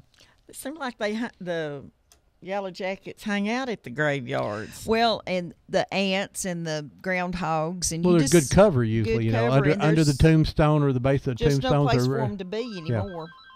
And there's not as many people bothering them there. Right. Good morning, live on Old Town Cleveland. Hey, Ron. Hey. Tell boys take burnt motor oil and put it around the tombstones. Burnt motor oil will take care of what? The yellow jackets. Okay. We'll tell. Well, he's listening. He might can do that too. Now, does that keep them from starting, or does it get rid of them after they're there? It gets rid of them while they're there, all of them. Yeah, you'd probably have to really pour it to it, but that would be fine too. Mm-hmm. Yeah. Sounds good. Thank you. I do around my son. Thank you. Mm-hmm. Bye-bye. I've heard a lot of people talk about yellow jackets. There's a guy who took, he has some of these strip traps. It's an adhesive for wasps, and he laid it down by it's in the middle of his flower bed, and he brought them in and works with us down there at the Housing Authority, and he had like 1,000 of those things stuck to those little plastic sheets. It was amazing. I said, you're going to have a lot of those to do that. The skunks have been crazy at our house. Yeah, we really appreciate the skunks eating that, but we wish they'd leave now. They can leave now. But back to our bridge, I really hate that we're losing that bridge. And then Cecil Swallows and Jerry Bandy both told me that there was an Indian mound close to that bridge. I believe over on the western side, a little ways from that. And I would not doubt that at all, because there's some really moundy-looking areas down in there, and I'm pretty sure that right there on the Conasauga River. That is the Davis Farm on both sides now. Now, in the early 1500s, when the explorers came through, they were already calling that river the Conasauga River, so apparently it's been named that for a great long time. That means strong horses. Yes. Make sure we found that out when you spelled that word You got to wrong. make sure you spell that right when you send out a newsletter. It's horses. Horses, not horse. Well, yeah. I'd hate to see that bridge get torn down. I would too. And like I say, you could talk to so many people who jumped off that bridge and went swimming. I've never jumped off that bridge. Yeah. I never jumped we off. would stand and watch those moves. But I've been down in the water underneath that, and then. But now, when you look at it, it's getting some age to it. It's getting some age. It probably it's just a narrow bridge, really. Yeah, they ought to leave it up and let people walk. And I know at least 2 or 3 years ago, the Historical Society was telling me, what do I do with the bridge? They didn't have the money to move it. If they could just leave it there and sort of. I did see in Alabama where they had sliced one like that into big sections, and they had them sitting out for benches and picnic tables and stuff. Good morning, you're live on Old Town Cleveland. Good morning, Ron and Debbie. Good morning. Is this Arnold? How you do? Yes, it's Arnold. What's up, buddy? Little news for Mr. Bullitt there. I did read about another cure for yellow jacket, and it's a bucket of water mixed with dishwasher liquid. So laundry detergent. Huh. Just plain old laundry detergent, you think? Yeah, the liquid laundry detergent. Just pour some of that in, a cup or so into a bucket of water and pour it down the hole. I think most anything that would disrupt them like that, but it looks like, how does rain not get down in there? I don't know how. I don't know. I don't know how that works. That's something that somebody else said would work. But he may want to look at that if he doesn't want to try the gasoline first. Mm-hmm. All righty, sounds good. But he really needs to take care of that before somebody gets stung. up there. Yeah, of course, the big thing is if it's off by itself, once cold weather hits, they're gone anyway. So, yeah. If you don't have to mess with them, but there you got to do something about it. Yeah, there's Yeah. someone Well, else. we had to do something at our house because every time the lawnmower buzzed by, they all came out to greet the guy on the lawnmower. Hey, Arnold, tell us about your show on Thursday nights. Oh, we do a little show on sports called Good Sports, and we talk a little bit of high school football locally and college football, and have a little fun here and there too. And you also give you guess all the games or predict. I guess is a great word. Way I do it, I guess. But and who won last year on that picking panel? Last year you won. I thought about last year. Yeah, last year. Well, the year before you beat me by one game on the last one of the season. So Arnold does a great job down there, and just Good Sports 6 to 8 every Thursday night here on Whoop FM. That it is. We have a lot of fun. Tune in and have a few laughs anyway. That's right, and like I say, so thanks, Arnold, and so Bullet, just dish detergent. I mean, clothes detergent. Whatever you put it down there. All right, thanks, Arnold. Thanks. Hey, just for Vicky's information, I'm related to the McNabbs and all them that were down there in that area too. Flint Springs, yeah, there's a bunch of them.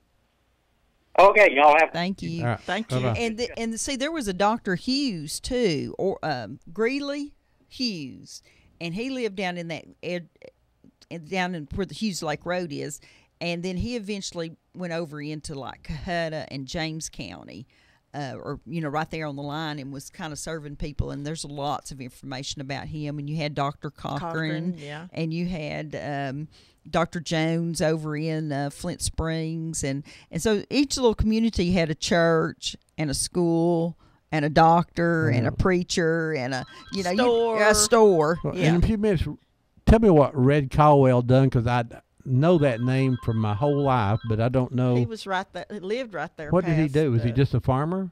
I don't know. He may have been in heavy equipment like Roy was. That's what I think you're right. Dump trucks. Good morning. You're live on Old Town Cleveland. Back on the stop. Hello? Back on the stop. I think Arnold butt dialed us. Arnold. He's I don't know if that's who it was. I think somebody accidentally called us there. The picture of Sugar Creek of the cemetery, we say that came from Low Bethel Stenick Cross. Low Bethel is a really good source of information down in the country there, and I think that picture she gave to me, and I've used it quite a bit, and the Grave House guy just loved it. But another picture that she has in her house that I don't have a copy of is that it's taken from the church side, I believe, and it's fairly close to the graves there. And they must have been having a decoration or something there at the church, because people went out and stood in the cemetery by a grave that meant something to them. Yeah, they're scattered out in the They're graveyard. scattered out just all over, and we can date it by the fact that this man is standing next to his wife's grave where she had passed away having a child, and his new wife and a new child is standing there. So we can pretty much date that picture because she knows who's in her picture, and her mom's in that picture too. Yeah, her mom, and she always regrets that she didn't just actually write what her mom was telling her about that picture. Right, because over time it fades. And her maiden name was Triplet. Okay. And then I believe the Breedens are related to those folks too. Oh, really? I think so. And we have Breedens too, and they came down out of the mountains also. We could almost write a book about Bradley County that says they came from the mountains, and it would include a lot of the people down there in the southeastern part of Bradley County. And I have a picture here of the Union Grove School, and it's got names that Walker, McLean, Lawson's, Humberts, Smiths, and Halls. And that would be the Halls that live across the street from that building. Yeah, our dad went to that school, and it says 1908 here on this 1965 newspaper article. Well, that's why people got to get these old pictures out. We'll talk about that later. And almost everybody in this picture's named. Yeah, well, that's good. Yes, it's good. Before we go on, just want to remind everybody, next Saturday on the 12th, we have the Steiners Ken and Ken Jr. will be here. And if you don't know that name, they are the people who run Couch's Barbecue. Their aunt was Mrs. Couch, and that's built in about 1947, I believe, when it is. And so they're going to come and talk about barbecue and the stand and when the roads were built and the interstate was built, how that changed their business. Well, and they're still open, and they're still there every day. When you go down there and eat, you tell them you heard us talking about it right here. Couch is still open, and it is good. Oh, we've been trying to get them to come in for a while, and we understand the mayor's either going to call or come in because he might know a lie or two about Couch's Barbecue. Well, he has been there a lot. It used to be a tradition. A lot of us. Have you been there, Vicki? The Couch's Barbecue? I've ate plenty from there.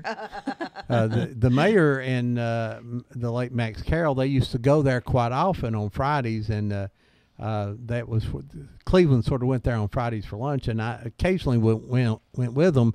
I made one mistake. Max Carroll, who is a great friend of mine, would drive, and I told Tom that I would never go again if Max was driving, because Max turns around and talks to me in the back seat while he was driving down the road. You know, there's that little bridge down there, and that was sort of scary. So, good morning. You're live on Old Town Cleveland. Good morning, Ron. Hey. You talking about the there on the Conasauga? Yeah. I think that was the site of a Yuchi town called Conasauga that DeSoto visited. Yes, I think you're right. I think you're right. 'Cause I've seen a lot of artifacts come out of that, or that's what this guy I know told me that's where he was getting them. Well, you know how over time things gets lost too, and there's some graves down there on the Davis farm that's just big stacks of rocks which is what a lot of the Native Americans did. They just pile rocks up on the graves if they, that was after the mound builders. And I mentioned it to Sheriff Davis one day, and he looked at me kind of funny, and he said, that's why my daddy said when you plow that field, don't mess around with those rocks. And I said, that's exactly why. And so just my mentioning it probably saved that history in the family, and I had just read that the graves were there and was kind of asking if I could see them. Yeah, I was reading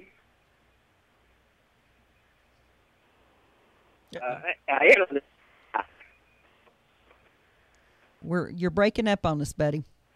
I'll let go. Okay, I'm sorry. Bye-bye. I would like to, while he's listening, I would like to have any information he has about DeSoto coming through this area. One of the things that I'm working on right now is I'm trying to get a grant, and I'm hopeful that I'm going to get it to replace our 5 or 6 missing historical markers. Which DeSoto route mark just got gone in the last 3 or 4 months. Right.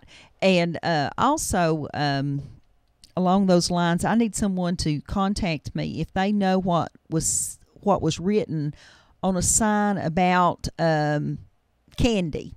There was someone that I think is very reliable said that up where Paul Huff Parkway comes into Highway 60, that there was a sign there before all those roads were widened that mentioned the candies and why the ridge was named Candy Creek, and it talks about the Indians that lived there.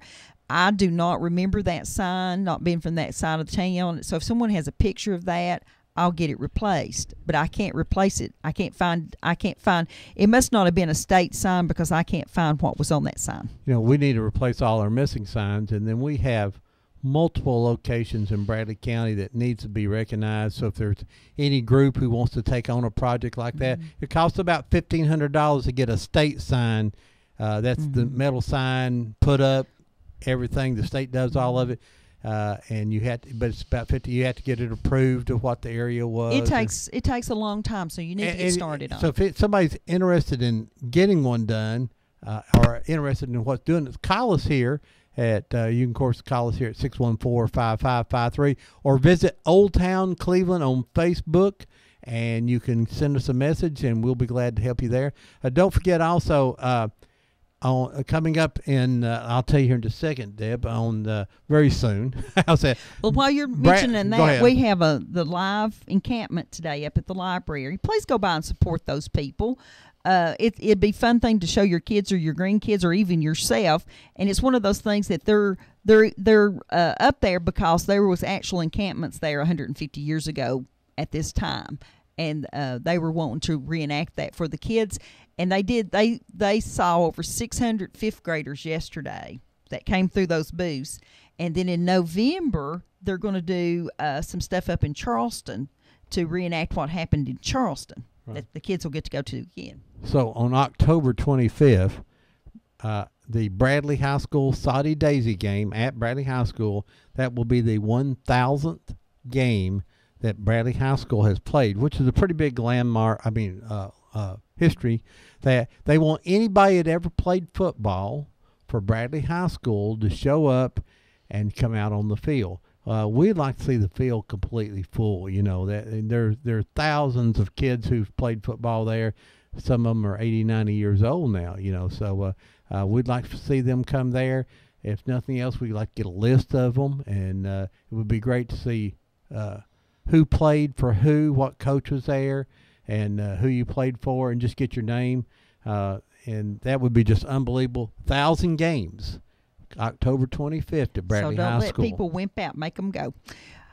Vicki, from the house where we used to live down on, I don't know what, we called it Route 4. We really didn't have a name when we lived on it. Now it's Kincaid Road. Kincaid Road, Kincannon or something road. Yeah. And the road that turned in front of our house that went over by the Reagan's place. It's Stone Road. Stone Road. It went all the way over to past Straw Hill Church over into the Red Hill community. Mm-hmm. Good morning. You're live on Old Town Cleveland. Yeah, one of the remedies that I'd heard about the Yellow Jackets is to put 7 dust all over it. Yeah. And we tried it at a shop, and it worked. So there you go. There's something else to try.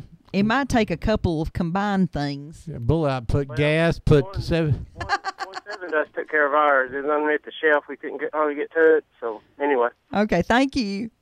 We'll just warn Bullet not to mix all those things together because we don't want to hear a big explosion coming from Fort Hill. Don't be smoking. Don't be smoking it. Yep. But that's one of the things. But we had, when we were growing up down there, I think most of the people that were farming those big farms were still working other places too. Daddy did. Yeah. You know, and we had a small chicken house down there next to the creek. Yeah, and up on the ridge there behind on our farm there was a cave. A cave and a rock quarry. And a spring. And that wasn't we didn't think anything about that, but at the time they would the water was coming out of the side of that mountain there at the spring, and they had the funniest system you've ever seen of old gutters and things set up so that the water ran down and came to the chicken house, so they didn't have to build a pump at the chicken house. Yeah, did anybody ever make any moonshine along Sugar Creek and all that? Well, you know, by the time we were growing up, the bootleggers were all down in there. I mean, you know, you knew what house to stop at to get illegal whiskey if you happened to want some, but my dad would say occasionally that there would be foam on top of the creek, and so he thought somebody was making moonshine up the creek, but I never saw moonshine. I know we was over close to Straw Hill Church one time, and it would have been in the early 60s, and I guess Daddy was fishing or something over there. But then all of a sudden he got ready to leave real quick, and later on he said that he got a odor in the air of a still. And he had us evacuate the woods. I mean, he said, we're going right now. And we thought, what's going on? But he said he smelled the scent from a seal. Somebody actually making moonshine down in that area? Straw Hill. We know in Buck's Pocket they made moonshine. There's a picture in this book of Straw Hill in a... Well, and the thing of it is that you see that it was dangerous for us to be there. Even a man with just kids, and he knew it. And apparently got us out of there. He got us out of there quick, and we didn't know what, you know, we thought, what? We didn't have money to go to roller coasters, but our dad could make Red Hill Valley Road as fun in a Buick. Oh. Yeah, he could. Because if you've never been on Red Hill Valley Road, it has a series of real tall hills, and he knew just how to push the gas that make the stomachs turn over, and he got the biggest kick out of making us squeal. Mm-hmm. Good morning. You're live on Old Town Cleveland. Well, good morning. It's you again. Go ahead. Well, I think we failed to mention anywhere in all of that Terry Clark lives where the house was at that we lived in. And if you know where Ruth Fowler lives on Spring Place Road, the front of her house looks just like the old home place. And just like the house that we lived in. And if you get out and ride around in there, you'll see several of those houses. So somebody. Yeah, there was somebody in that community that built that type of house. Yes, I agree. The one on Red Hill Valley that we lived in looks like those houses with the same decoration on the porches. It had a little bit different shape to it. But yeah, it was probably the same age and stuff. But we didn't want to hurt Terry's feelings by not mentioning it. No, he's still on the farm. Yeah, and so that means that he's out of the Stevenson family. So that's still, it's been in the family now since 1921, I think, or 22. And they're still farming there. They still have cattle and stuff. Yeah. And when we moved there in 1964, there was the original house there that Daddy's brother and sister were born in. And that made it to about 1976, along with the store building that's listed on a 1908 map. And it was, all of that was torn away to make progress. Garden. To make a garden. Yeah, it's just a pretty place. That whole area is pretty. All the farms, a few of them's got turned into subdivisions, but there's still some. I would say that Keith Valley Road is not all that old, but you probably have early 1900s houses on there. Yeah. Well, now, Holtz, I don't think I heard you mention Holtz. I've got them on my list here, and I also got the Holtz connect in with the Fairview Church and the Lewises. But now there's quite a few of them down there, and Vicki was saying that the Holtz still go to Fairview, and they have bluegrass gospel music there. So if anybody's interested in that, very often, I think every service they would like to. They would enjoy having people come visit them. Oh yeah. Those. But when you get started thinking about names, and then just you think you mentioned everybody, and then you just keep thinking of different. Well, we hope we didn't mean to leave anybody else. I started at Bandy's store and went down the road, and I figure some of the families maybe long time ago I didn't know. Maybe if you didn't hear your name, call us. Yeah, if you didn't hear our. Well,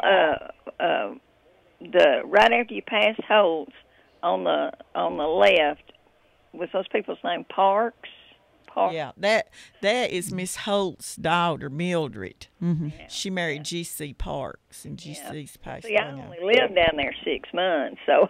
Yeah. And what year was that you graduated, Marilyn? 65. I graduated in 65. Okay. And I got married in 65, and so we moved down there the Christmas of 64. Yeah. And there was a picture in the paper this week about a graduation in the old gym at Bradley. And was that your class or the year before your class graduation? Did you notice? It was either 1964 or 65. It said on the picture. 64. Somebody had a thing. I don't think it was ours. Yeah. And Debbie had showed me some pictures this week, and whenever they get the new Jenkins Deli finished, we'll all have to go eat just to go look at the pictures they're going to put on the wall. This little fella was trying to gather up pictures to make collages to go up, large collages to go up in the new Jenkins Deli at Spring Creek, and bless his heart, he finally got a hold of me. And I took him more pictures than he could stand to look at, I'm sure. But I thought, well, anyone's trying to promote history, I'm going to help them out. And so they have like 12 panels that are like 4 by 6 foot, and it's collages of old pictures that a lot of our listeners have given me those pictures, and I shared them on. And there's Princess Theater pictures, and just the spot, just everything on there. And I think it's going to be a lot of fun to go up and see them. But now they've handed them back to me and said, please verify the identifications. Marilyn, you remember seeing Journey to the Center of the Earth at the Princess Theater? Yeah, and Pillow Talk with Rock Hudson and Doris Day. And we stayed and watched Journey to the Center of the Earth twice, and when we got out, we met Mama walking on the sidewalk. She's coming to get us. She's worried about us. How old were y'all? I might have been 11. And I was about 8. Now, can you imagine letting an 11 and an 8-year-old walk 8 or 10 blocks. Well, Marilyn had to walk a mile or two to school, didn't Yeah, Marilyn? she was walking from down where the woolen mill is all the way to Arnold School every day. So I don't guess Mama thought very much about it. Marilyn, I got an important question. You had 3 younger sisters. Was that just really a pain? Oh yeah. I was like Daddy. I kept going, well, where's the brother at? You know that. Now, which one of the 3 was the worst? Uh-oh. Well, she's sitting there next to you, and she lives down in the country. I'm telling So you. Vicky was the wild one. Oh, she was younger than me, but larger than I was, and she it tormented me at least once a day my whole life. She knowed better than to look at me mean. There's one in every family. We've enjoyed it, and you tell Vicki she did a good job. Thank you. All right, bye-bye. Bye-bye. All I done sit here and look puzzled most of the time.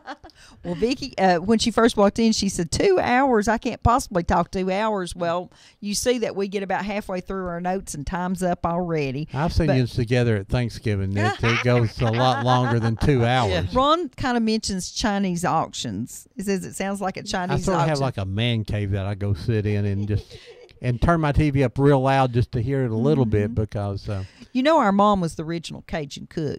She blackened everything. We grew up thinking that popcorn had to be burned and toast was black and had one little dot of butter in the center of it. And that's why I like my eggs cooked done. My mom cooked very, very well except for... biscuits. My mom was the worst biscuit maker. She could not make canned biscuits. I don't know what she did.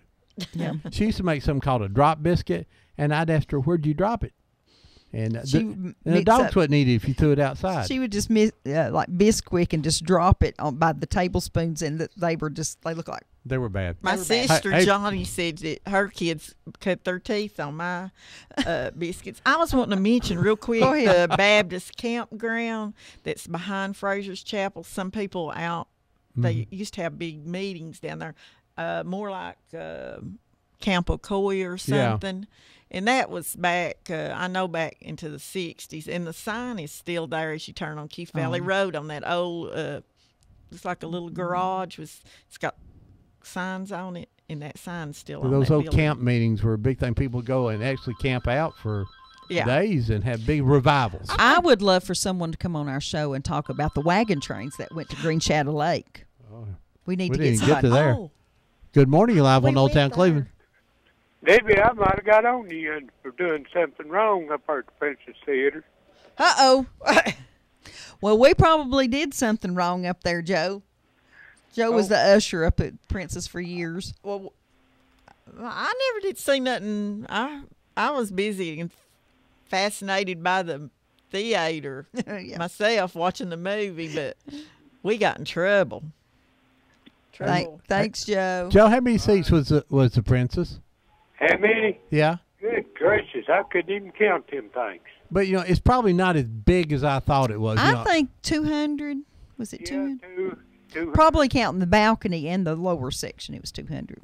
No, I never seen anybody sit in the balcony. Well, lots of people did. Yeah, a lot of people snuck up there and sat in the balcony. I remember when the colors had to go up there and, there wasn't no such thing as colors sitting down there with. Right, they're segregated, right? That's crazy. Yeah, that was crazy. Yeah, it was crazy. And of course, all of us said, "Well, we'd like to be up there." That's what I think Jerry Fraser and them said is that, or maybe in Fox, Randy Fox said that the minute they could, they head straight towards the balcony because they wanted to sit up there all that time. But it wasn't the right thing to do. Well, thanks, Joe. We're going to get off of here, buddy. Thanks for listening. All right, bye. Bye. Debbie, I can remember going to a rodeo at Green Shadow Lake. The wagon trains. I would really like for somebody to come on this show that had done that for a few generations and can name the people. That's a man-made lake, is it not? It is, but it's from a spring. Yeah. And it basically was made as a fishing camp or something, or as a campground. Was it Joe Ball? It was before Joe, and it was part of the Epperson farm. And somebody somewhere along the way just made a big lake there. But, earlier we were talking about Hughes Lake. they concreted it in, and then eventually when they got finished, the mill and stuff kind of went out of fashion, and then it was a swimming place, and they had a big store there and all this stuff, and I can never find a picture of that place. But surely there are some pictures. We went, and they were having a rodeo, and that's at Green Shadow. Yeah. Up on the screen, this is a picture that I just snapped. It kind of reminds you of Gone with the Wind, except it's got a barbed wire fence in it. Down close to Valley View School, I was driving along one day, and the sun was coming up, and it had this pretty picture. I was trying to move so you can see the cow on it, and I just kind of stopped in the middle of the road there. It's the road that goes up behind Valley View School, and took that picture, and I thought it just kind of said how pretty it is down in there. And we have to mention the Griffins, too, and the Griffiths and the Masons. It's hard to mention everybody. Okay, we're going to have to do that next time. There's a picture of the Ralph Mason's mom and daddy in here. Ralph has told me he'd come do the show with us sometime. And they'd been married 67 and a half years in that picture. All right, guys. Next week is the Couches Barbecue. The week after that, we got the museum coming in talking about their new exhibit called Cleveland Groves. Cleveland worked just saying. So Cleveland Groves, and it's going to have some things about the Cherokee Hotel, the Princess Theater, the Bohemia, and other things. And it's going to be talking about life in Cleveland. I think that's going to be a great exhibit, and they're going to come in and talk about that. And then you got what else? On the 26th, we're going to have Jack Sanders back doing Chattahoochee Valley. On November 2nd, we're trying to get the Abels family to come in and talk about Abels Hardware Store. And on November the 9th, we're going to have a nationally known author that's from this area that's related to E.L. Ross. Everybody will recognize his name as being a historian. That's Carolyn Ross Johnston from Florida. She's written a new book called Cherokee Voices, and she's going to be talking about that. And that's about Cherokee women, right? Yes. Very similar to your book, but Cherokees, right? Right. Okay. Well, folks, we always end the show. Thank you, Vicki. You're welcome. I enjoyed it. We end the show by saying you've got to preserve history. It's your responsibility. You've got to pull those old pictures from out from under the bed. And someone called. Good morning. You're live on Old Town Cleveland. Hey. Please tell Debbie it's Chattahoochee. I can never get it right, and it depends on who you're talking to. Who is this? Chat, C-H-A-T-A. Chattahoochee Valley, not Chattahoochee Valley. And I have a friend that even calls it Shady Valley. Oh, well, yeah. that's what I'm saying. A lot of people call it whoever Shady I Valley. say it to, however I say it, they tell me it's said in a different way. Well, just say it like it's spelled. Break it up. Chattahoochee. Okay. Okay? You can't teach her nothing. All right, bye-bye. I promise. Teacher. Whichever way I say it, it's corrected a different way. Okay, pull out those old pictures and interview your grandparents. Write down their stories because their history will be gone. We'll always remember Pearl Harbor, but we may not remember what happened on your street or in your family. And Deb says you may not remember what happened. We'll always remember Pearl Harbor, but will we remember Aunt Pearl? Well, I remember my Aunt Pearl very, very well, and she's still alive over in South Carolina. But like I say, it's your responsibility to preserve this history, write it down. Listen to Old Town Cleveland every Saturday morning and learn a little bit more history. Folks, we'll be back next week. Goodbye. And hey, as the first song that comes back on after all the commercial is a song called Gone Home, and we dedicate that to all the people who passed this past week, and it's sort of our dedication to those folks. We'll see you next week. Amen.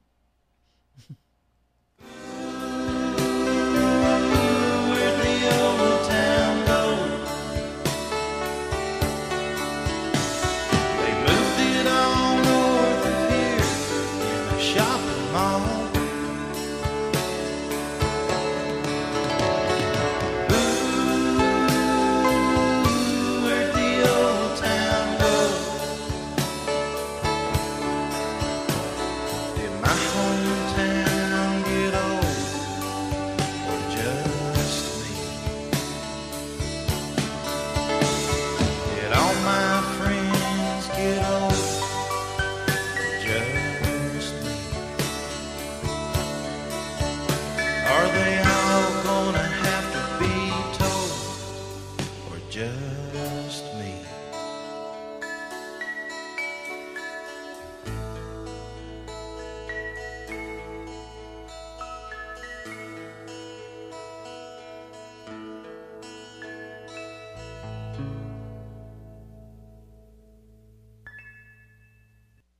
You are listening to WOOP-LP, Cleveland, Tennessee.